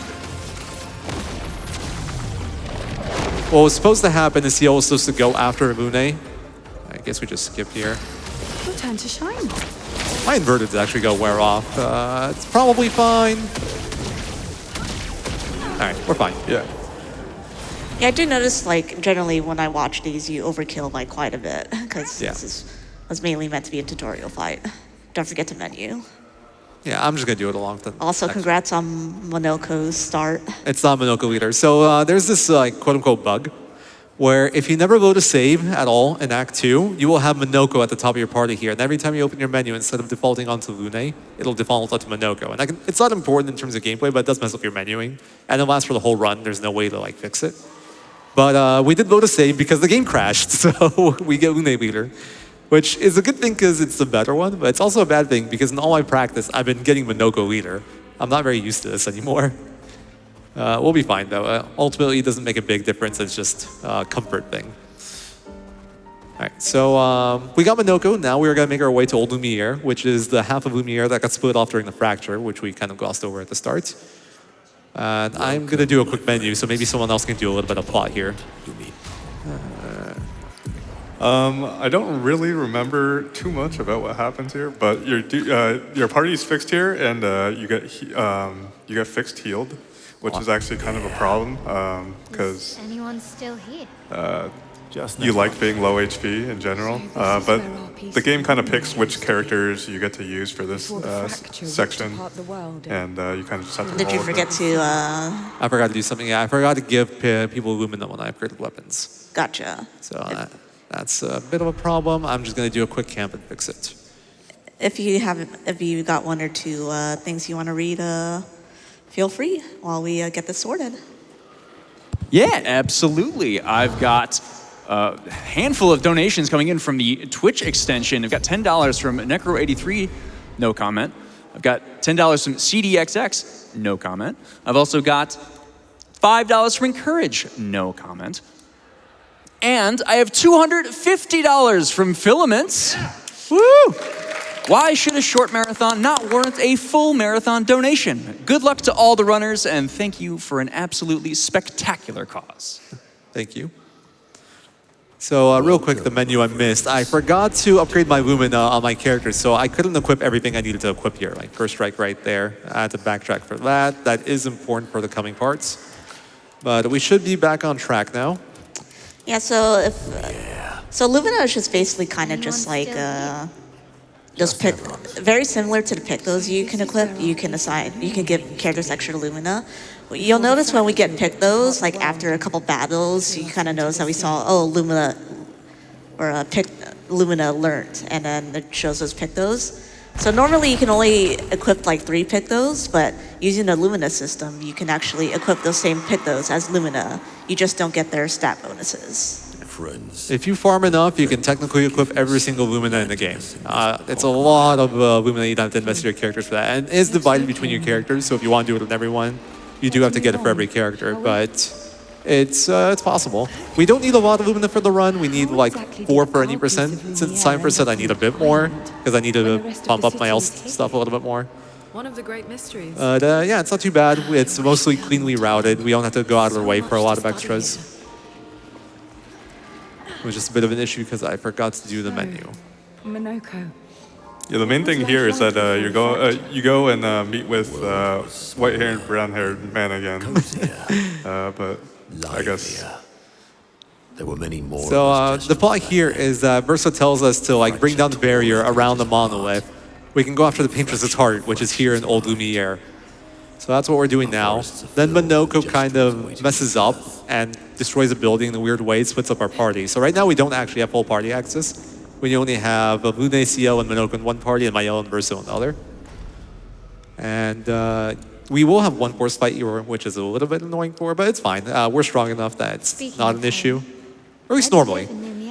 The fact that Verso got healed because I had to camp to fix that mistake earlier, it might present a small problem because now his Berserk Slash won't do as much. I will find out very soon if that's going to be a problem, but it'll probably be okay. I never said that was treasure. The general backup is just to get into a battle and get Verso. Try to get Verso killed, I imagine. I don't think we'll need that much for it. I think I'll just maybe need an extra move. Nice, that is the best case. Then we do this, and I think I'll attack first. I normally wouldn't need to do that attack, because right here I'm full HP, so my Berserk Slash is, yeah, that damage is pathetic. Alright, but I have B-rank Divine Strike. Okay, that does it. If I hadn't the proper amount of HP there, I would have killed that Berserk Slash and it'd be a 13-second fight. So, a little bit of time lost, but it's not a big deal. So, coming up is the Renoir fight, and I think it deserves a special mention because it's unique in that it gives your party a full forced heal, which from what you've seen so far is not a good thing for us. We want to be lower HP. And that means we have to come up with some creative solutions around it. Also, quick mention, there's a pick there called Auto Rush. If we were doing any percent, I would be getting that. But since we're doing 7%, we're skipping it. Little shout out. It's a pick that gives you a lot of speed and gives you the rush status, which gives you 25% more speed. Or 33, I forget. For free turns at the start of a battle. It's just a really good speed pick, though. We're going to get something else instead later, though. But yeah, Red Noir full heals you at the start, and you're also forced into your party here. You don't have a choice. Unless you die and retry, then you can move your party around. But what we're going to do is we're going to set up Lune's HP manually to be under 10%. And the tricky part about this is our self-wildfires, they can actually crit. And then they do 50% more damage. So it's hard to be precise on damage I want. So what we set up here is we set up our wildfire to do between 60 to 66% of our HP. So that way, if it crits, it won't kill us. And if it doesn't crit, we have it burdened. I will actually use a healing tint on her to heal her for 30%. 1 second, got a parry. It's better to parry for AP. You don't need the damage, but I want the AP. You're outmatched. I could just skip here. But yeah, the healing tint will fill out the remaining 30% I need to do to get under 10%. Really cool strat. This was like a major blocking point in the routing until this got figured out, but now this fight's done in under a minute. So there, you heal her, and I do need one. I need to attack. So fight defenseless. You're outmatched. Then we can tint, and we lightning dance. And this will just hit cap. 12 hits of 9999. Sizable amount of damage. A little bit. He has about 150,000 HP for reference, so that does 80% of its health bar on its own. Okay, so didn't really mention it, but Verso's whole plan to get the heart, the Paintress's heart out of the manor, was to sneak up on them while they were like dealing with my Yell, and that didn't work at all. So now we need a backup plan, and what we just figured out is, or what we're told, I should say more accurately, is that we can get a barrier breaker, but it requires the power of 2 Axons. There's 3 Axons in the world, and we only have access to 2 of them, and those are Masskeeper over there and Seren over there. And we're gonna go to Masskeeper first. So Masskeeper has this like quirk where there's 3 different paths you can go down and like fight an optional boss, which we are not gonna do. And if you do that, it destroys a mask, and then the boss, the main boss, won't be able to use it in its fight against you. But that takes a lot of time. We are not gonna go and fight the optional fights. The thing is, though, we got full healed again because we got into a forced camp, so we do need to lower HP, and there's also some really good pictos in this area. So we are still gonna make some detours. Since we're doing 7%, I will make an extra one compared to any percent, and we are gonna go get the Glass Cannon picto in the Sorrow Veil. Glass Cannon is really good. You take 25% more damage, which I don't mind at all. And you do 25% more damage. And then notice I say more again, not increase. So it's actually 25% flat multiplier. Okay, Mayo and Minoko. Another cutscene menu. Also, this is the one time we're going to invest into Minoko stats. If we were doing any percent and we had Auto Rush, I wouldn't do this because we'd use CL. But since I don't have Auto Rush, I can't get enough speed for this normally with a Picto. So I have to just invest all my points into Minoko agility. And the reason I need speed on Minoko is we will be doing a fight in this area where I'm going to need one character to get 2 turns in before the enemies get a turn so I can flee. And Minoko is essentially the only candidate I have for that. So he's going to become the fastest boy. Yeah, the way fleeing works in the game is that you basically need like 2 flee actions to flee, right? Sort of. It's like all your characters have to flee, or 2 characters, and at least 2.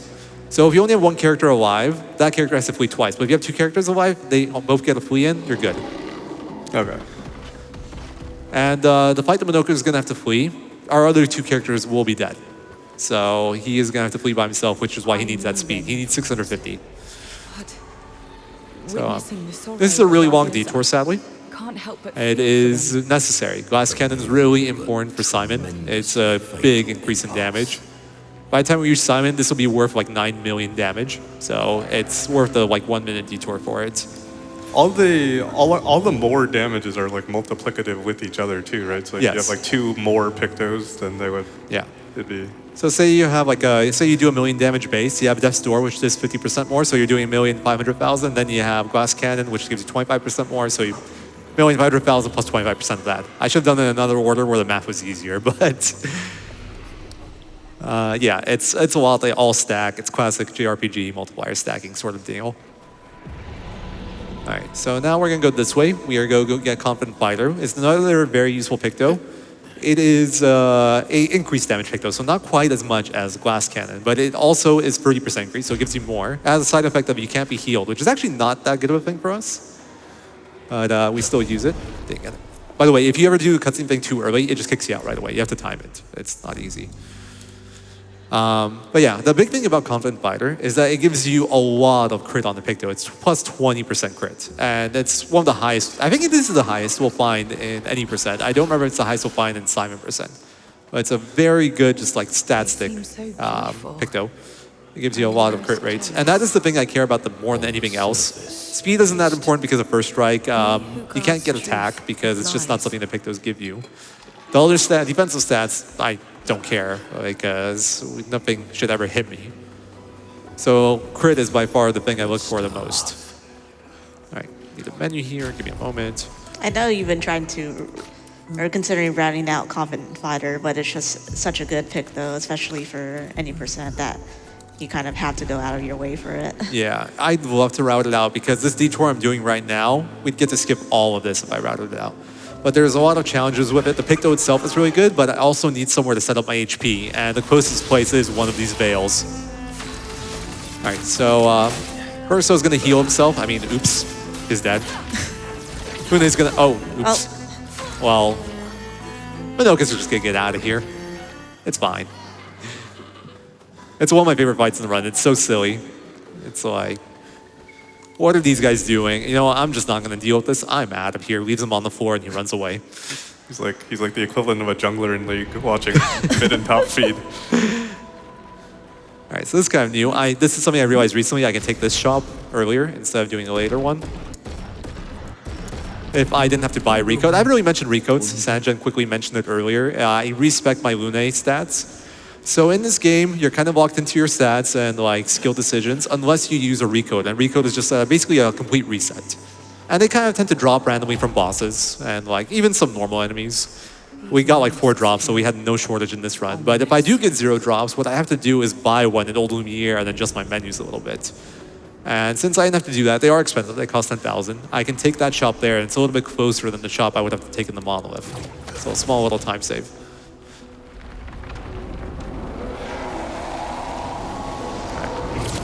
I still have one more minute to do. If you want to do a donation or two real quick, feel free. Yeah, absolutely. I've got $100 from Reality Smith, no comment. $10 from Get It By Your Hands, no comment.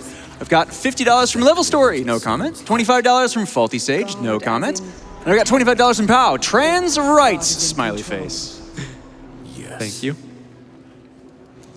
All right, quick menu here. I quickly switched to the Lance run before because, let me focus actually. I want to do this, then. There we go. So I switched to the Lance run because it starts you at C rank, and Perfect Recovery, the move I used to have Merso kill himself. It heals you for 50% of your HP unless you're C rank. If you're C rank, it heals you for 100. So I needed the ability of Lance Ram to heal himself for 100, which kills him. Right. So here, we're gonna get to C rank, Berserk Slash, and fight defenseless. I normally have to be a little bit careful to not over damage here, but since I didn't crit that attack, I'm probably safe. Because I do need to kill this guy with my Wildfire Lune next turn. And the Lightning Dance. So this is another 2-phase boss. First phase is straightforward. He always opens with the same move, which is the only move we're gonna see. And we are gonna parry and like counter for damage here. So focus for a moment. It's not a very hard move, but don't want to mess it up. All right, so I think this is the first time we use Verso Leadership. Leadership is a very powerful ability. It costs 3 AP, it drops him by 1 rank, and it gives your characters 4 to 5 AP, depending on whether or not he was C rank. It's essentially acting as a battery right now for my other characters. That damage was pretty precise. Like, Yeah. You did a lot of cap damage, but not enough to kill. Yeah, and I don't want to kill because if I do kill early, it would mess up my turn order here. He'd essentially get an extra move, and then my defenseless, it only lasts for one turn, one enemy turn. So it would run out, and then I wouldn't be doing enough damage. Then you go into the next phase, and the fight would get really scuffed, or I might even die because I am not comfortable parrying his longer moves. Nice, we got the best pattern. So I'm parrying those just so I can build AP. If I didn't get that move, I'd have to do an attack into leadership to generate AP and apply defenseless. But since I generated enough AP on the parry, I could just do a powerful and that saves a few seconds. And this will just barely kill. Notice we're not doing cap anymore. It's because Inverted ran out. And I only have one buff. Yeah, I have to say the damage again in this category, the damage that you do is extremely precise. Yeah. Some places more than others. For that fight, it's still precise. The next one's also very precise. It gets less precise later on. Yeah, that's right. All right, our stats a bit more. And now this is the part of the run where CL will have a little bit more time to shine besides just being a battery for Lune. So we're going to learn some new skills here. We're going to learn Card Weaver, Sealed Fate, and we're going to re-equip Twilight Slash. Card Weaver is a move that basically lets her move again after she used it. Costs 3 AP, it's a Sun Charge move, which is important. We haven't really explained her charges yet, but that'll be really relevant in a moment. 1 second. I just want to make sure I don't over-upgrade here because I have more than usual. I could have actually went to 9 on Ciel Sun, but no need. So yeah, Ciel has Sun and Moon charges. We haven't talked about that at all, but her abilities have a Sun or Moon element, we'll call it. And every time she uses one of them, she gets a charge. When she has at least one Sun and Moon charge, she goes into Twilight mode. Twilight mode will do 50% more damage, well, 25% more damage for every charge she consumes, so it's a minimum of 2, 1 Sun, 1 Moon, but you can technically make it more. And because of that, she's actually the highest cap damage character in the game as long as you stack enough charges. You have to stack a lot of charges, but she can do the highest in the game. And, sorry, I'm like thinking about something else for a moment. Twilight mode gives you more damage. It makes it so you can apply 20 Foretell instead of 10. Well, you haven't mentioned Foretell yet, but Foretell is basically something you can apply to an enemy, and your skills can consume it to deal more damage or gain various effects. And Twilight lasts for normally 2 turns, but there's a weapon that we'll get very soon that'll extend that for us. Didn't get the menu. Called the Tisserand, which is actually the drop from the Seren, the boss of this area, the Axon that we have to take out next. You consider this Axon boss like one of the easier bosses in the run, right? Yes. Funnily enough, the fight, the mini-boss, we'll call it, of this area is actually harder than the Axon. He is tankier, and his moves are, well, one of his moves is really hard to parry, his tail snap move. Plus, like, our damage for that fight, if I play the faster version of the fight, which I will do, is very precise. So if you run into bad luck, you can end up short, and even without bad luck, you kind of have to watch your own damage and adjust with shots if you need to add a little bit more. Nothing too difficult, but something you have to keep an eye out for. I've seen people jumping off a cliff just from looking at her. So once again, we had another forced camp, so we are full HP again, and we can't have that, so we are going to take a fight here with the ballets. Cool thing about the ballets here, for anyone casually, they are a very good EXP farm, because you can kill them pretty quickly by shooting them in the head. They're flying enemies, so they take extra shooting damage, and the head's a weak point. But we will not be killing them, we don't need the EXP or anything from the fight. So we're just going to Lune Wildfire herself, and they're going to take out the other 2 characters. So, yep. When your party dies, the game isn't over. We still have 2 more party members. We can send them in, and they're just going to run away. And we are set up on our HP now.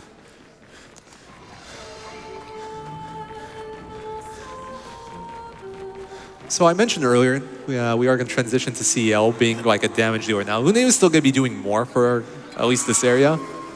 But our goal for CL in this area is to get her into Twilight, because that's a 50% more damage amp. And we're going to do that by using Card Weaver, first of all, which lets us do another move right after. So Card Weaver's Sun lets us move right away, do another move. Then we'll be using a Moon move. On Glissando, we'll be using Intervention, so we can get more Lune turns.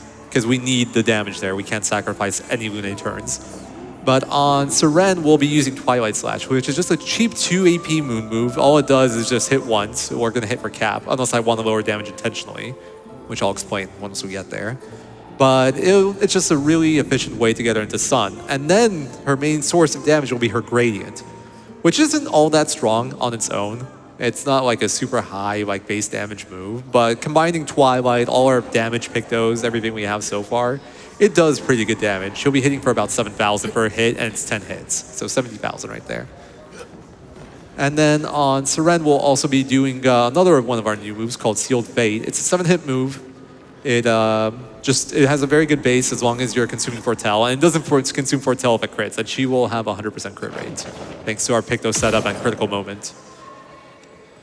We never really mentioned Critical Burn. It's actually the first Picto we pick up in the whole run.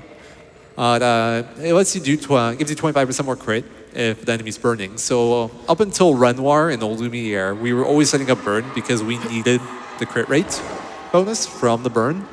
We're finally at the point where we have good enough Pictos and enough like stats to distribute into luck and wherever else we might need it, that we no longer need the Critical Burn 25% to get to 100%.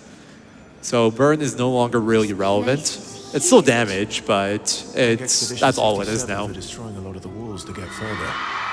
Couldn't progress without that. 67. Feels like home. We sadly missed out on Expedition 69. They were in the Joy Vale, where we got Confident Fighter. I think I saw the flag. Oh, good eye. It was there. So yeah, I noticed each of the flags have just like something to do with just like the prior expedition that's set up. Yeah. The whole theme of this game is for those who come after, and it's like every expedition before us, paving the road for future expeditions to succeed. So there was the Climbers Expedition, for example, which set up all the handholds we see everywhere. I think Expedition 69 set up the grapples, if I'm not mistaken. Yeah, that sounds correct. Yeah. And they've all like done science, made discoveries. They leave behind journals, which we can pick up, and they tell us about like what they did. We don't do that because we're speed running. We only get the journals we're forced into. We get one Old Lumiere. Which, picking up, by the way, Renoir is Verso's father. Spoiler. We completely missed out on that plot reveal. You can tell because they both have white hair. It's true. Yeah.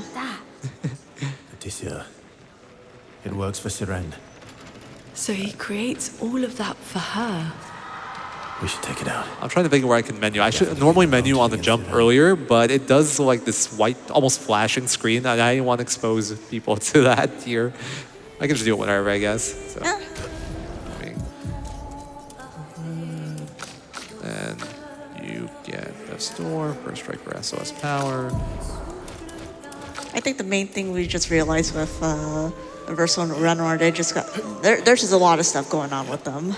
Yeah, they have a very dysfunctional family dynamic, obviously, completely different goals. Renoir wants to stop us from reaching the Paintress. He killed most of our expedition. And like his whole goal is stopping us. Verso wants to defeat the Paintress. And the game gives you background as it goes on, but Verso's not very revealing of details. And you learn more and more as you go on, but yeah, he's not very forthcoming. Here, I'm gonna focus on the fight here. This is Big Worm with Sando. He's actually skippable, by the way, by shooting him and you can run through him, but not allowed in glitchless. So we're gonna use Elemental Prick to set up our stains for Lune for Lightning Dance. Our first use of Card Weaver here. Get to move play again. Intervention, so Lune can play again, and Lightning Dance. And here I can feel the QTE. I'm at high enough damage now that I don't even need it as long as I have inverted on. Alright, the easiest one, nice. This is really free.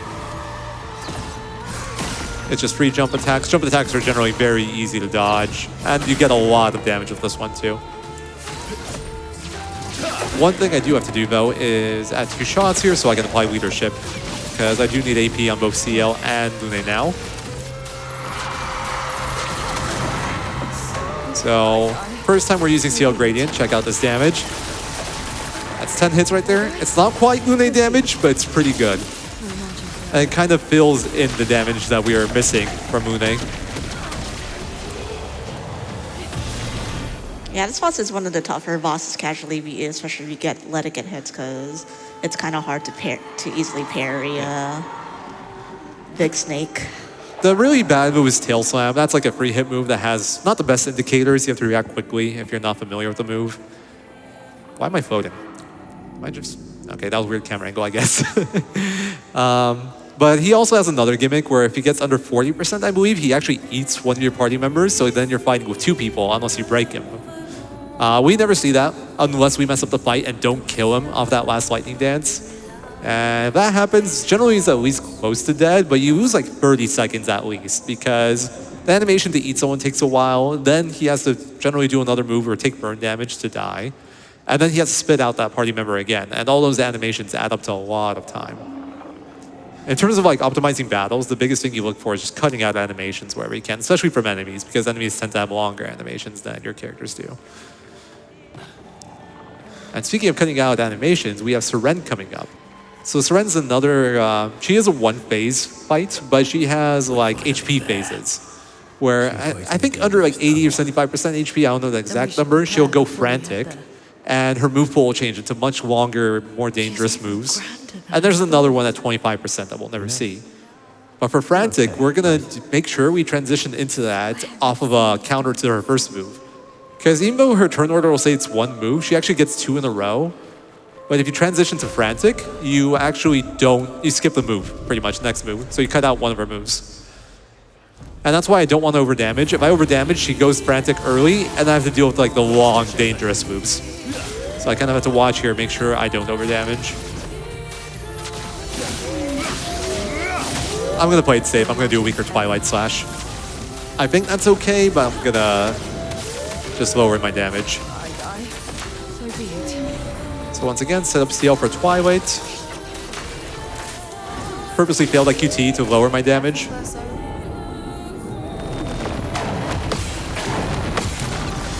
So yeah, that's the only move we should see from her. It's one of the easier parries in the run. Very visually clear.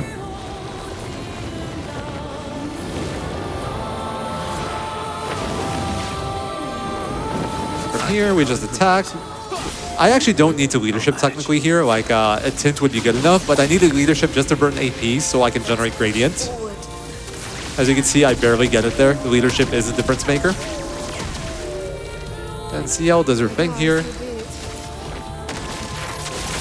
Gradient for like 70,000, then we finish off with a Sealed Fate. First time we see this move, but this move's really good and very important for our next 2 fights after this.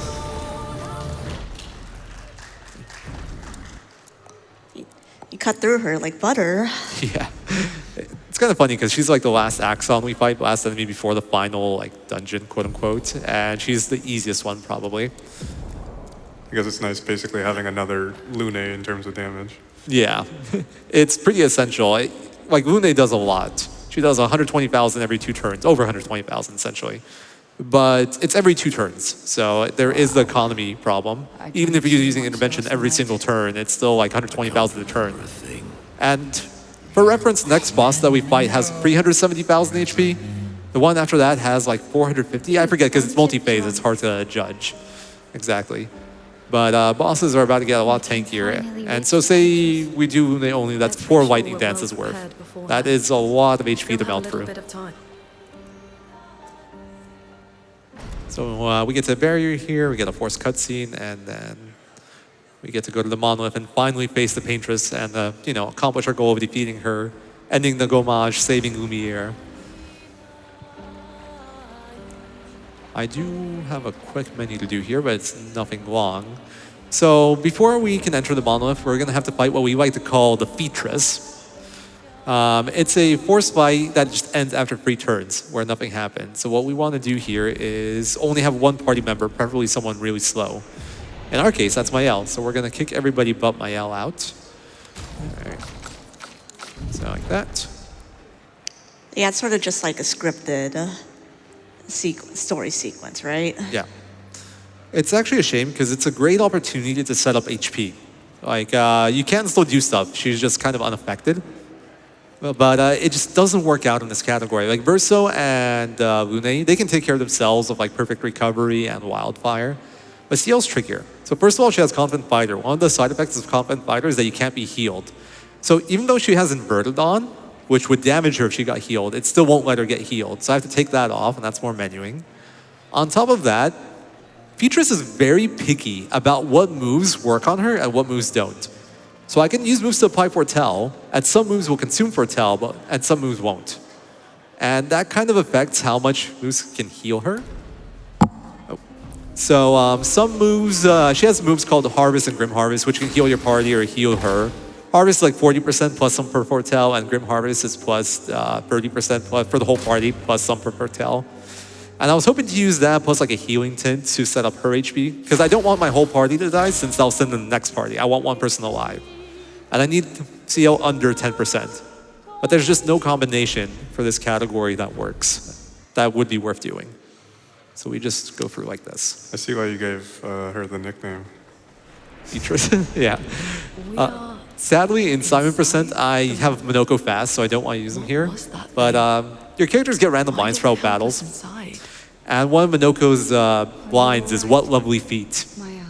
So if it's possible, I always like that Minoko there, so there's a chance he says that line. It's so fitting. All right. So ACL. Another menu, and there we go.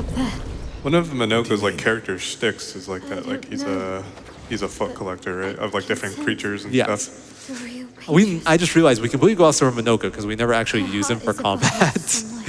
So for anyone familiar with Final Fantasy, Minoko's like the blue mage of the group. He gains abilities from enemies by collecting their feet. He does that by being in the party when you defeat the enemies. And well, that's really cool, and there are some very strong abilities you can get like that. In this category, I just don't want to fight stuff. I don't want to fight enemies. You might have noticed that after I got Minoko, there was not one single optional fight that I actually defeated. It's always been running or letting them defeat me. So Minoko is on his phase 2 skills, which aren't the best, and he just doesn't bring much to the table, sadly. Anyone that wants to see Minoko in action, though, you should watch Plat Percent, or at least the expert version. I think, I'm not sure how the story goes in this regard. I think he uses Minoko quite a bit too. But he has a move called Sakapatata Fire, which is incredibly useful in that category. He gets a lot more action there. So we have a big walking segment here, so if you ever want to cut in for donations, you are more than welcome to. Absolutely. I have $25 for Tuwango. Thought I missed GDQ again, because I always forget when it is. Delighted to find out there's a mini event right now when I was looking for something to put on in the background. Keep up the good work, everyone. I also have $25 from Monkey Thief. Happy GDQ, everyone. Much less than 3 to all the runners, volunteers, and you. Yes, you in chat. I see you there needing some positive affirmation. And a quick update. We still have those bid wars live for the racer costume choice for Mario Kart World. Aristocrat Yoshi is still in the lead, but soft server Yoshi is gaining. The Samus Sprite choice currently in the lead. 2 Links on top of one another, and Buff Kirby coming in second, and then Save or Kill the Animals is currently with Save at $85 and Kill currently $0. Feel free to get those donations in and vote for your favorite. Thank you. So this is a big long run segment, but we can talk about what's coming up. So we have one of the coolest fights in the run coming up with Run War 2. We're going to rematch him. And this fight's unique because it is a multi-phase fight, but it's not a traditional multi-phase fight. It's not like one of those fights where you have to deplete the whole HP bar, and then there's a cutscene, and then, there's a new phase. For Renoir 2, he kind of summons a gigantic lion once it gets under half HP. And that animation takes ages, and it does a lot of moves, and it's really slow, so we're going to try to skip all that. The tricky thing is, in Expert, he has 370,000 HP, and he will do the phase transition pretty much after your turn, with the exception of after a gradient move, where you'll get one more action afterwards. So you might notice, 370,000 HP, that's a lot of HP. 50% of that is 185,000 HP, so we have to melt 185,000 HP, and at most a gradient plus one more move. That's kind of hard, considering our damage limit is 9999. So if we're hitting all cap, that's like over 17 hits. That's like 18 and a half. Best we could do is CL with 17 hits. We can do her gradient for 10, and then we can do Sealed Fate for 7 more. So we're at 170. That's still not enough. So what we're going to do is we're going to use a new ability that we haven't quite learned yet called Stormcaller.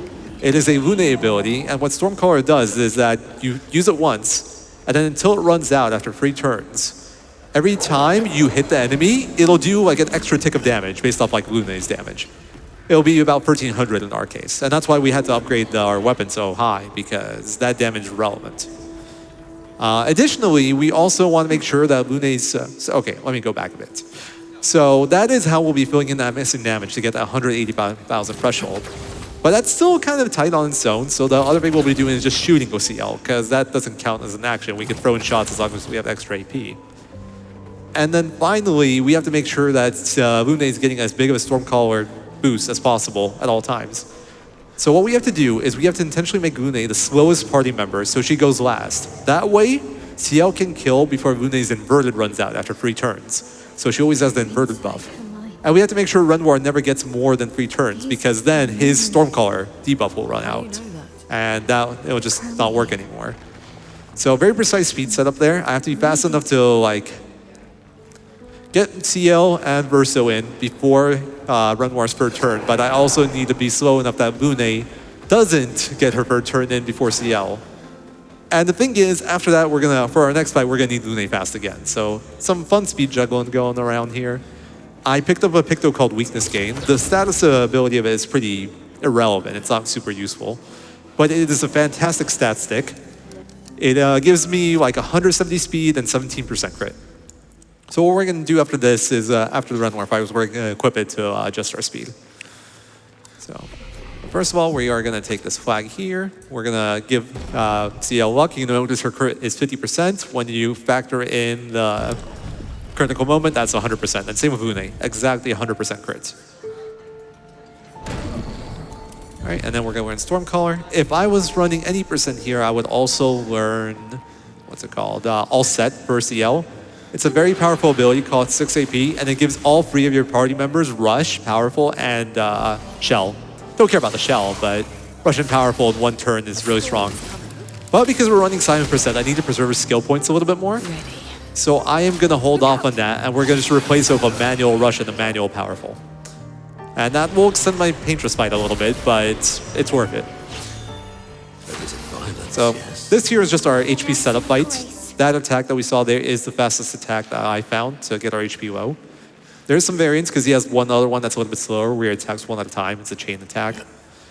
That's the whole purpose of that fight there. Just bring our HP down. So we're at 1 HP. I personally find it kind of funny that our whole strat, like past a certain point, is everybody goes to 1 HP so I can do the fights fast. But it is very punishing. It means you can never get hit. If you ever take a hit past Renoir 1, your fight's over. You're just retrying it. There is no recovering it in any sensible way. Yeah, fine. You could try to wing it and like maybe improvise something, but it's honestly probably better to just redo it. Also, the shimmeriest tree in existence right here. Look at it. Look at that tree. I'm looking. Enjoy it. There's something going on like the trees in this area that just really shimmery.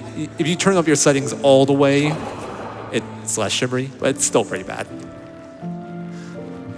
Right. I remember those enemies you ran past have like a 10-second wind up for like one of their attacks. Yeah, they're not even guaranteed to hit your whole party. I actually found out they can enrage each other. And if they're enraged, if they kill your party, when your next party comes in, then Rage actually takes priority over the first strike and they get to move before you. So don't use those guys for setup, not very good. I completely forgot how long this run is through this section, because like casually I just killed everything, so it didn't feel like just a long running segment. This is a really huge cave leading up to or it's like entire just like little cave. It's for decoration. Yeah. Also banger music. It's all about setting the atmosphere for this moment. Ready to strike. I'm gonna focus here. If you guys want to try to explain the fight, feel free. But I will try as I go along. Yeah, so we're gonna see the lightning storm that he learned to use here, and he parachute needs just like that tiny bit of damage to be able to get through all of that without phasing him. The ultimate goal is to basically skip an entire phase by doing more than half of the HP in 1 turn. So he's kind of just getting the HP to that point for now, while setting up a super slow Lune Storm Surge for the extra damage required at the end. Yeah, I do want to get him as close to half as possible. I also need to make sure I slow him here. That's what gets rid of that next turn he has there. Oh, nice. This is a good move. That is his fastest move. The melee he did earlier is actually one of his slowest. I think I have just enough HP remaining. I can do this.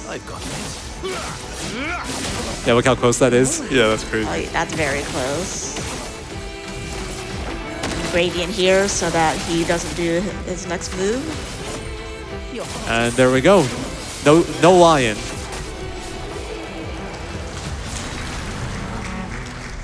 So just for reference, that was like 1 minute and 20 seconds. When I was first routing this and trying to figure out how to do this fight, I didn't think it'd be possible to skip the line.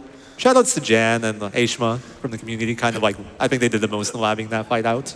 I've tweaked it since then, but the core concept is theirs. But yeah, when I was doing this fight by hand, I think it was a little bit under 4 minutes, and it took me probably 10 hours to beat him. That lion phase is no joke. It took a while to learn those timings. I can feel her. Same with Paintress, actually. That was like 10 hours for me to beat her once, because I kept on getting stuck on her final move. There's no turning back. I'll try to make it look easy now, but it is pretty tricky learning this. All right. Yeah, in any percent, and I think by extension, by Sword's extension Simon, this is pretty much like your actual final boss where you have to really pay attention to the fight itself. Yeah, we like to joke around that this is the true final boss. So like everything after is just like epilogue. Any percent, you have no more dodge. Oh, not every category you have any more dodges and parries, but Simon, you do have like more pathing and menuing you have to think about at least. Any percent has a 2, but not as much.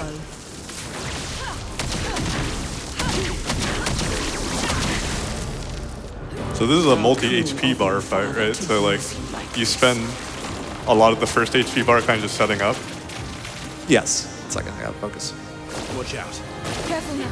Watch out. Don't just scare. Look out. Take cover. At least it's early. At least it's early. It's my fault. Yeah, there's a lot of hits that you have to learn how to dodge. I didn't see that menu, so I'm just doing that for later. That doesn't matter now. I got distracted because I was thinking about AP. I should have focused on the dodge. But that's fine. It's the fastest death you can have here. Yeah, if you fail this fight, you lose. Because she has 3 phases, you pretty much lose like 3 or 4 minutes, and you really don't want to lose this. You don't really want your characters to die. Not looking good. So you pretty much have to lock in on learning and dodging all the attacks. Yeah. I think this one's a little bit harder for me because different display than what I'm used to, and this is a very visual one for me. I'll do it. Look out. I'll do it. Oh well. I'll do it. I'll do it. There we go. Nice. Okay, and I actually hope that Verso doesn't get targeted too much here so he can keep C rank, so he can give 1 more AP to Lune, because that's relevant later. If he doesn't, I might need to add a parry later, but we're fine. All right, so this is our first and only time we're going to use Rush. Rush is a speed boost buff, essentially, and it's really important for this fight. It kind of falls apart about it. She gets a lot more turns. I need Rush and Powerful, and since I can't use all set because I preserved skill points.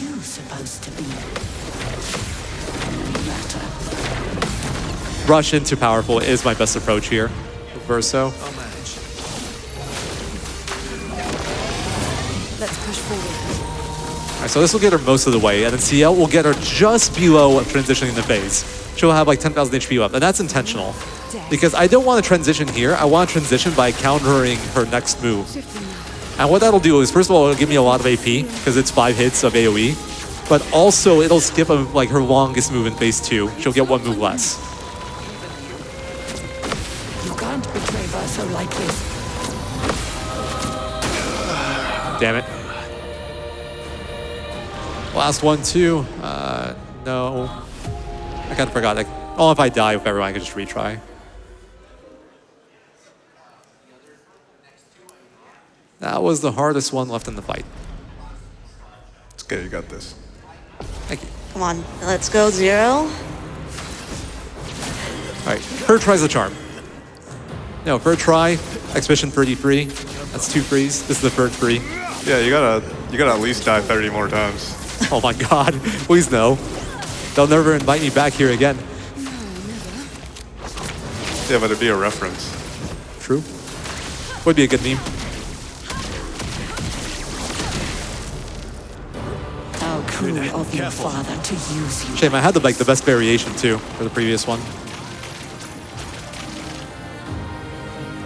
Ready to evade. Get ready. Take cover! Danger! GL incoming. Alright, nice. Still C rank, so same variation. It's kind of funny because in 90% I want Verso to get targeted, but in 7% I don't want Verso to get targeted. Because I want C rank, and the opening is different between the categories. You get C rank by default here.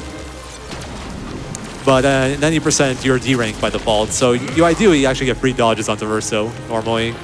Who are you supposed to be? No matter.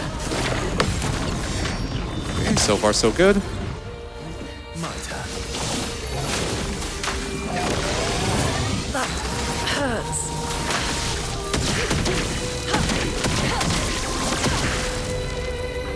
Time to take risks.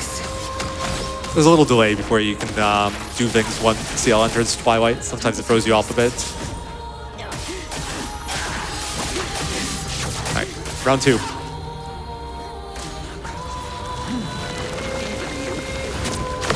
can't betray Verso like this. Alright, there we go. Nice. Nice. Not gonna lie, I was a little jittery there. I feel like it's very mental once you know the timings where as long as you have confidence, you're good. But if you start to hesitate, that's when you start to fail. And nothing makes you hesitate like failing. So Yeah. I feel like the second try is always harder than the first. I can imagine on like a good run, it's probably like if you have like nerves going, it's probably hard to nail the parries. It can be. It's one of those things that comes with experience too. I think I'll improvise. All right, so this is phase 2 now. She has, I think, even more HP in this phase if I'm not mistaken. But at this point, we have Gradient built up for CL, and we have all our buffs on, so we can DPS much faster now. She also has a phase transition at half HP, where she'll get a bunch of shields, and you'll essentially get Doom timers, where your characters will die if the timer runs out. But we will never see it, because for that to happen, she actually has to get a turn after she gets half HP. And she never will. Unless things go horribly wrong. Which they shouldn't.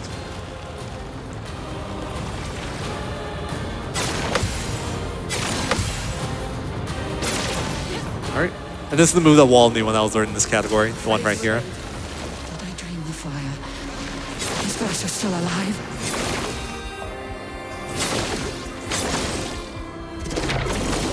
Last one was a little off, but we got it. Alright, so we're good from here. Fight scripted from this point on. She will never paint again. I think I'll improvise. I've lived through worse. So I didn't really mention Tisseron too much. That's the weapon we got off Seren. It's a CL weapon. Comes at level 13 right away.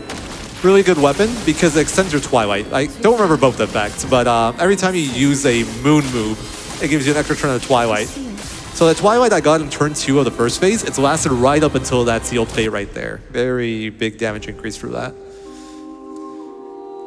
Okay, here is the end. Notice she is no longer trying to kill us. And I don't know if you guys are paying attention to the lines if you haven't played the game before, but it gives you some good foreshadowing that like maybe not everything is as it seems. My turn. Oh, nice. I save a hit of sealed fate here because I double crit. All killed now. There we go. Painter's down. Expedition completed. GG. Thank you for watching, everyone. No, I'm kidding. So, yeah, this is where you get the big plot twist of the game, where you think everything's good. We've saved Lumiere. We've stopped the Gommage. The Paintress is defeated. Mayel, in the meantime, kind of has like a flashback after she touches the Paintress and Gommage is here. Oh, by the way, Mayel learned how to Gommage people from the Curator when we fought Renoir 2. But yeah, turns out not so good. Everybody, we go back to Lumiere, everybody regroups, and everybody gets erased, including Mayel. And now we're in like a flashback for her. This is her memory as her like real self, Alicia. So it turns out the whole world we're in wasn't a real world, but it was a world in the painting, a canvas world. And it's made by the painters, the Sandre family, Alicia is the youngest. But there's Quia, she's the older sister, and Renoir is the father, and Eileen is the mother, Eileen being the paintress. So what happened at some point is that Alicia, she is not so much of a painter. She doesn't have a passion for it. She was into writing, and the painters are in the war with the writers. So she kind of befriended them, and they essentially tricked her and tried to kill them by burning the manor down. And Verso sacrificed his life to save Alicia. And Eileen, in her grief, she enters Verso's canvas that he painted as a kid, which is the world that this whole game is taking place in. And she created Lumiere, which is based off Paris, which is where they live in real life. She created humanity, which weren't in the world originally. She painted a version of her family. Not the real ones, but Mayel, well actually Mayel wasn't that. There's a painted Alicia, who she painted as burned, which kind of messed up. She painted Verso, that's a Verso that's with us whole party. She painted Renoir, that's the Renoir that tries to kill us the whole game. Nice, I got that all in. It didn't save because I died on Paintress. And the curator is the real Renoir. He's been in the war of the Paintress the whole time, and Paintress was the one protecting the Lumiere. She wanted them to be okay. That's like her creation. Renoir, he's trying to get her out of the painting because it's essentially dangerous to stay in as long as she has. It becomes, there's like a sickness that comes with it. Yeah, it's not good. And he's been addicted to painting once before and is trying to make sure that his wife is safe. He's always trying to get her out. And they're at war, and he is the one responsible for the gommage. So once we defeated the Paintress, Renoir gommages everyone. So now we go to see him and try to convince him to, just let Alicia / Mayel bring everyone back and stay, and he is completely against it. So we're supposed to go and fight him and stop the gommage. We're not going to do that, though. We're going to beat up Simon instead. Which is honestly a much more worthy adversary, so I'm fine with it. Yeah, the normal 80%, you would pretty much just like rush through everything. And it's sort of an epilogue because here you also notice that we got a pick, though, that let us break the damage limit of quad 9s. And now we are dealing more than 9,999 damage. And Maya will also gain access to pretty much a new tree full of abilities. And there's one particular thing that we have mentioned before that is extremely overpowered.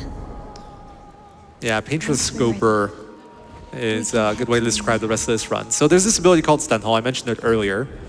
There it is. It is just like a flat one big damage hit, costs 8 AP, has a lot of negative downsides, makes you defenseless, removes all your shields, puts you into stanceless. Despite all this, it was nerfed by 40% and still by far the most overpowered ability in the game. It is really good, and we are going to start using it now. So this Phantom Strike, it's not as good, but it's AoE. We will use that 2 times for clearing some groups. And this is another really good ability, Last Chance. Last Chance puts you into Virtuous Stance, it gives you, 9 AP. One second, I still got the menu here. IL, CL, and then Confident Fighter, Immaculate. There we go. So, by the way, we're in the opening area of the game now. You can fight this boss here as soon as you fight the best. The thing is, 160,000 HP at that point in the game is quite a lot. So we waited until now. But you get really good rewards for this. Specifically, the pick he gives you, called First Offensive. First Offensive, you can see it there. You just get 50% more damage on your first hit, and that is huge. It's another flat 50% multiplier. Very big deal. Oh, not that one. That's fine. So here we're going to upgrade our Barrier Breaker to 19, and we're going to upgrade my Lumina as much as we can, and we're going to upgrade our Healing Tint, because we were going to want to heal for more later. So Barrier Breaker, I briefly mentioned it. It's our reward for beating 2 Axons. It's what lets us get past the barrier to the Monolith. It's a good weapon. It's nothing too spectacular, but the thing is, it starts at level 15, so it's the strongest weapon we have out the gate, and we're going to use that for a while until we get a better weapon in a moment. My notes really don't want to scroll. Okay, it's fine. I know what to do. So we got to equip Barrier Breaker now, and we got to give you Remove this. Woohoo! All right, so this fight is completely optional. There's nothing exclusive to this fight that I need, but it gives you really good EXP JP. Wrong game. My inner Octopath right there. It gives you really good EXP. It gives you 2 Grandiose Catalysts, which you can use to upgrade the weapons past level 19. And it's really easy to kill because you can just shoot its weak point in the air like that, just like earlier than in yours. So you can just shoot for like over 100k per my yell shot, which is crazy considering that's like doing Who's going to upgrade our more than like a now? full lightning dance from Moon not 5 minutes ago. All right. So here we're going to start off in the relationship quest. One of the requirements to get this diamond is to enter Renoir's drafts. And to get into Renoir's drafts, you have to be able to get underwater. And to get underwater, you need to get Yuri, one of Eskia's rocks. And to get that rock, you need to get relationship level 6. So we're going to start working on this slowly. I'm going to do part of it now, part of it later. The reason I'm doing this now is because when you first enter this camp, you get some dialogue with Mael. And I can't flag until the dialogue's over. I can do it. So I'm just doing some Eskia stuff while the dialogue runs. So if you have anything you want to mention, the perfect time.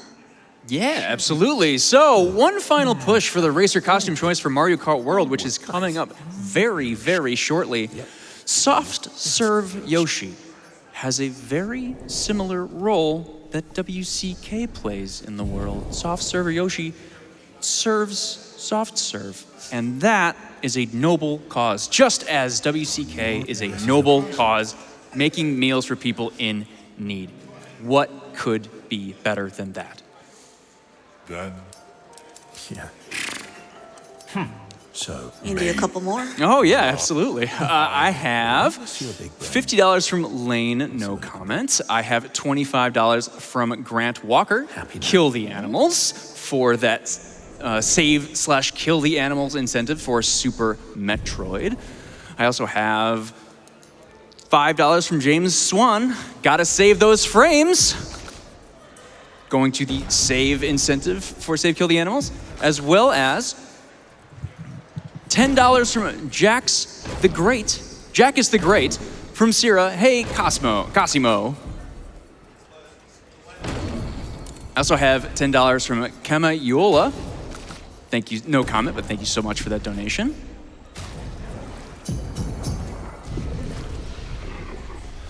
And I have $150 from our Soulless17. Thank you so much for that donation to WCK. Thank you.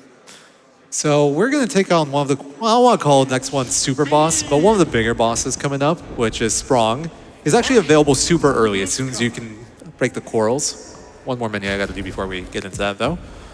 Responsive Immaculate, and then... All right, so this guy has 4 million HP. If you recall, we fought Paintress not that long ago. Between 3 phases, it's like 700,000. So you might be thinking, we might be in for a long fight here, you know?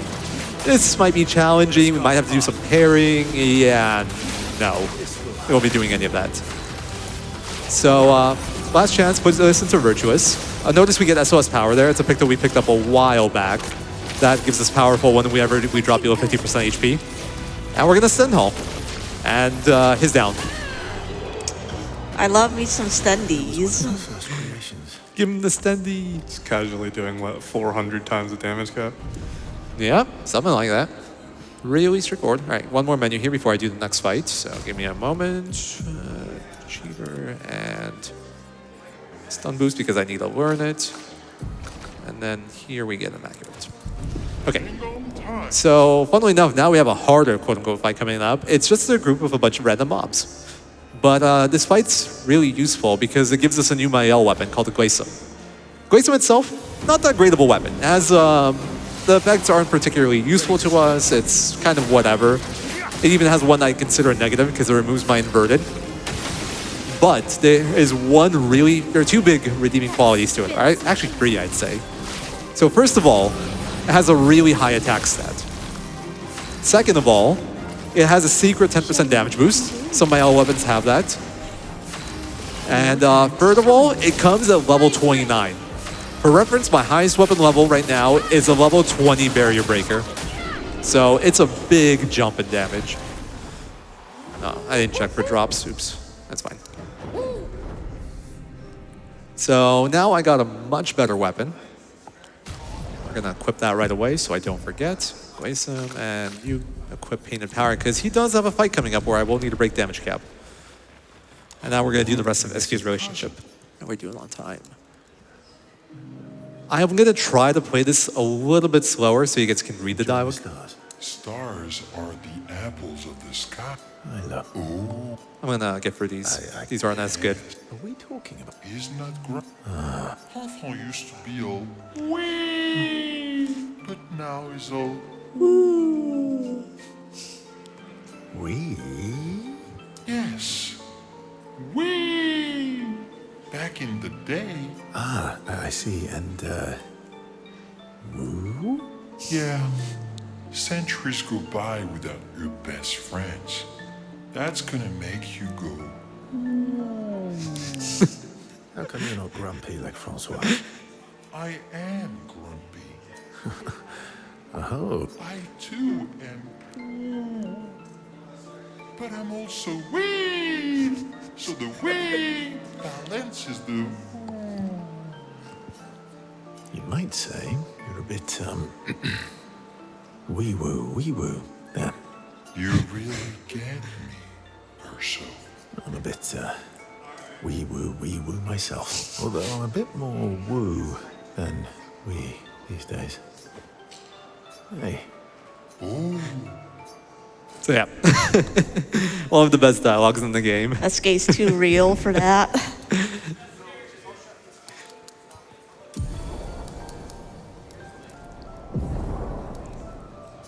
Alright, so we still have 2 more relationship dialogues, but after that we are going to fight Francois to finish relationship 6. We're going to have our rematch against the strongest ice tech ever. I say that, he doesn't actually get to use it this time.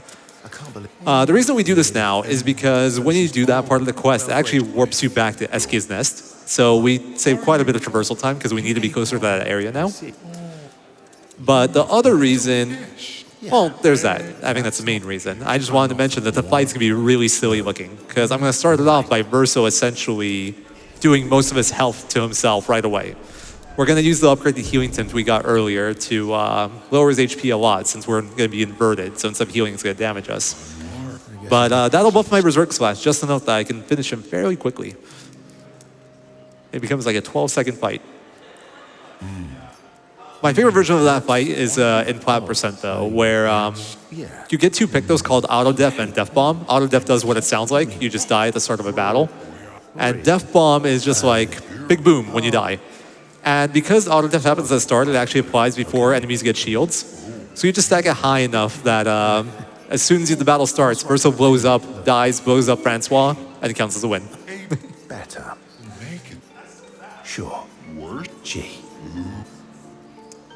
We can start to go talk about some of the stuff after this though, because this is just for getting underwater. But after that, we're going to be collecting some more stuff that we need to beat Simon. Specifically, we're going to be looking for certain Pictos. So after this, we're going to fight Thunder Avec. We're going to have our salty run back against Avec. Hopefully this time I don't die twice. But he'll give us a Picto called Breaking Death. Breaking Death is one of the most overpowered Pictos in the game, if used correctly, because what it does is when the character with it dies, it fully fills up the enemy's stun boost bar, so you can break him instantly at that point. And that is a really big damage increase, and if you're like intelligent about it, you can just stun lock enemies via it. We won't be using the stun lock aspect of it, but we will be using the break part of it. Also gives really good stats, but it's not relevant for our use case.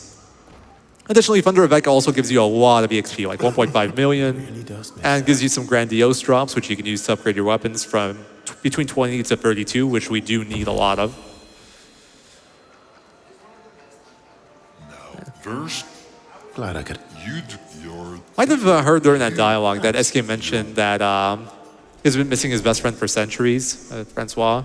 Time works differently between the real world and painted worlds. I think it's something like an hour in the real world is a year in this world. So this world was actually Child, Verso, and Clair's like world when they were growing up. They painted it together. They played here together. So Eskia was Child Verso's best friend, and Clea is Francois' best friend. And Clea hasn't been painting to visit him since she was a child. She has come back into Canvas since then, but only for a moment, and she never came to see Francois, so that's why Francois is always so grumpy. It's sad, he hasn't seen his best friend in centuries. Understandably so. So this fight kind of follows the same script as always. We get to 1 HP for all our buffs, get SOS power.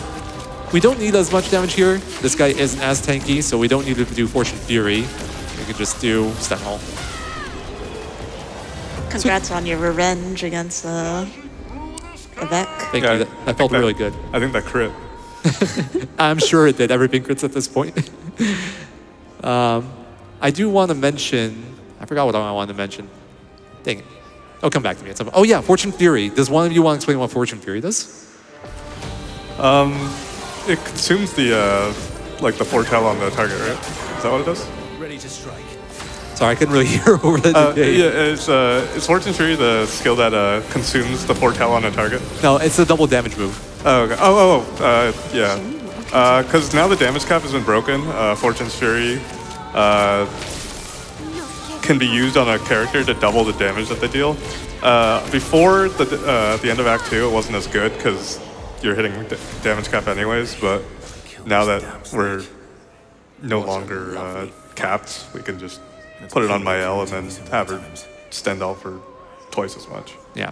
Basically, flat double damage. It does come with some restrictions, like the biggest one being it has to be the first turn they get that turn after the buff applied. So for example, if I want to do it on my L, she can't do Last Chance after I apply Fortune Fury. I have to be all set up and ready to go at that point. So not perfect, but it is incredibly powerful. 2x damage is obviously a huge deal, especially the bigger numbers we get, the more it adds. So we are going to take advantage of that here too. And this is going to be another instance of us using Phantom Strike, which is a lot weaker than Stun Hall, but you know, with enough buffs, it's good enough. For reference, the boss we fought before this, Serpent Bear, he has 11 million HP. And we killed that with this combo. With Phantom Strikes, we did about 1 million. So it's quite a bit weaker, but it's enough. Anyway, we did that fight right there to get another Picto called Sniper. Okay, no drops. That Sniper Picto is also very useful for our assignment setup. It's only used there, but all it does is your first shot can break an enemy. So it's how we'll be breaking after we use Breaking Depth to fill up the bar. Careful. And we mentioned earlier, Break is our stun, gives you 20% more damage. That's quite a lot when you consider how much damage we're already stacking. And then we have Stun Boost to do 30% more increase. So that's where all this stuff from earlier comes into play. But yeah. Welcome to Red North Drafts. This is what we've been working up to all this time. I do need to pick up some upgrade components here. Since I didn't get enough drops, unless I missed some that I didn't see, I'm going to have to pick up 3. We have to get past all these enemies too, so we're going to have to do some tight maneuvering.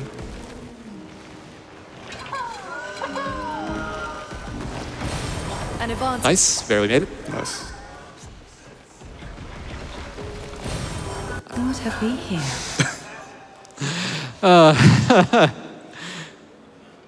Okay, we only crashed 3 times during the run. Could be worse, right? It could be 30 more times. I've heard reports of people experiencing crashes with this game. I've never experienced it myself until like right now, in the last 2.5 hours. I'm like, crashing? Who's crashing? Get a working game, guys. What are you doing? And they just patched it, so we are finding what we need to find for them, and they will. Donations? Donations. Yeah. Absolutely. We have got $40 from #Seabag. We've got no comment. I got $25 from a mysterious benefactor. No comment. I also have $15 from Neo7. No comment. Thank you so much for those donations. Thank you, guys. Shout out to Seabats, member of Suikoden community, one of the first people to route that game. That's where I started off. I know it's not expedition related. Still deserves a shadow. All right, so now I'm going to go dodge those enemies again and pick up those things again. I can talk about the setup. So we are going to max out that Glacium we got, and that's actually why we fought Serpent Bear. He gives you a Picto called Energy Master, which is really good. It makes it so every time you have something that gives you AP, it gives you 1 more AP. So like turn gives you 2 instead of 3. Energizing Start gives you 2 instead of 1. I think I said the first part wrong, but you get what I'm saying. But the other big reason we bought Serpent Bear is because we get a perfect catalyst drop, which is the only kind of catalyst that can upgrade from level 32 to 33. And that is actually a humongous jump in an attack. It's like multiple thousand worth of attack points. So really big. Additionally, I now have learned Cheater, and I have enough Lumina for a base, like just off natural levels, that I can equip it on everyone. Well, my Yell's kind of tight, so I'm going to give her the pick though, because my Yell has to equip a lot of damage Lumina. But Verso and CL, they don't need much. So they can get the Lumina. Verso's going to get the new stuff that I got, Breaking Death, to get the bar filled up, Sniper to break once we apply it. And he's going to get Second Chance, which will revive him after he dies. So he'll get to play even though he gets to like die and stop Breaking Death for us. You would think you would have to go through so much preparation and like leveling up for Simon, but you only have to like pick up a couple extra things that are primarily on the way and like do a couple extra content and you're pretty much ready. Yeah, this category only takes like 10 minutes longer than any percent. To be fair, we don't have to go to Lumiere. Lumiere is a long area, but yeah, it's really not that bad. I looked away for a moment, that camera change scared me. Yeah, Cheater's a pretty apt name for the Picto because it lets you move twice for every turn, essentially. Yeah, you get 2 turns instead of 1 every time. We didn't really mention it, but most OP Picto in the game, of course. Something powerful down this path. To a point where I saw the name and I tried not to use it in my casual. I gave up eventually, but it's really good. Okay, Sniper, Second Chance, Painted Power for Cheater, Stun Boost Painted Power.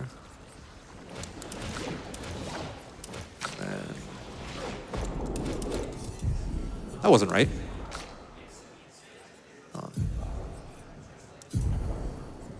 Did it not reset? What happened to you? Oh, it didn't reset. Okay. I guess I didn't hold it long enough. Okay, we're good. All scary there. So if I'm good, I do that whole menu during that jump. It's another case of like, hey, find a good time to menu. The jump is the longest jump in the game. It'll last like 20 seconds. And if you're fast, you do the whole menu in that, and it costs you no time. Really cool. All right, so here we're gonna finish upgrading my L's Glacium. We have 13, which is exactly enough, and use that perfect, then we are 33. Notice it gives us 8,300 attack. Also, you might have noticed I've been investing into defense this whole time. It's because weapons scale off certain stats, and once you reach level 33, or even like, once you have S or A rank on that stat, it gives you more than Might does. And defense also gives you a little bit of crit. So that's really nice. I actually had like extra points to play with there, but they just don't do anything. I could have added more Might if I wanted to.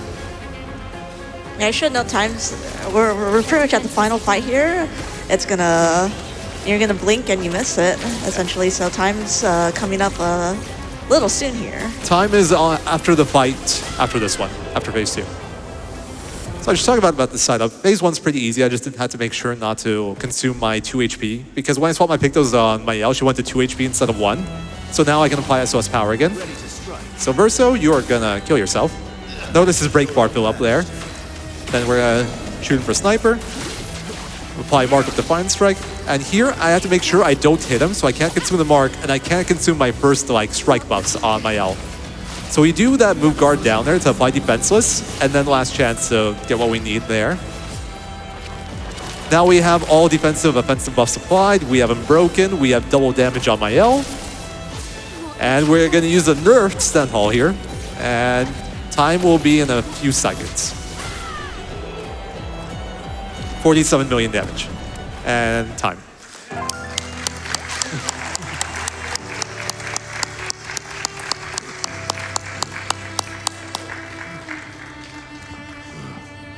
Thank you guys. I hope everyone enjoyed Simon getting one shot. I hope nobody was looking forward to parries because I'll be real, I can't parry Simon.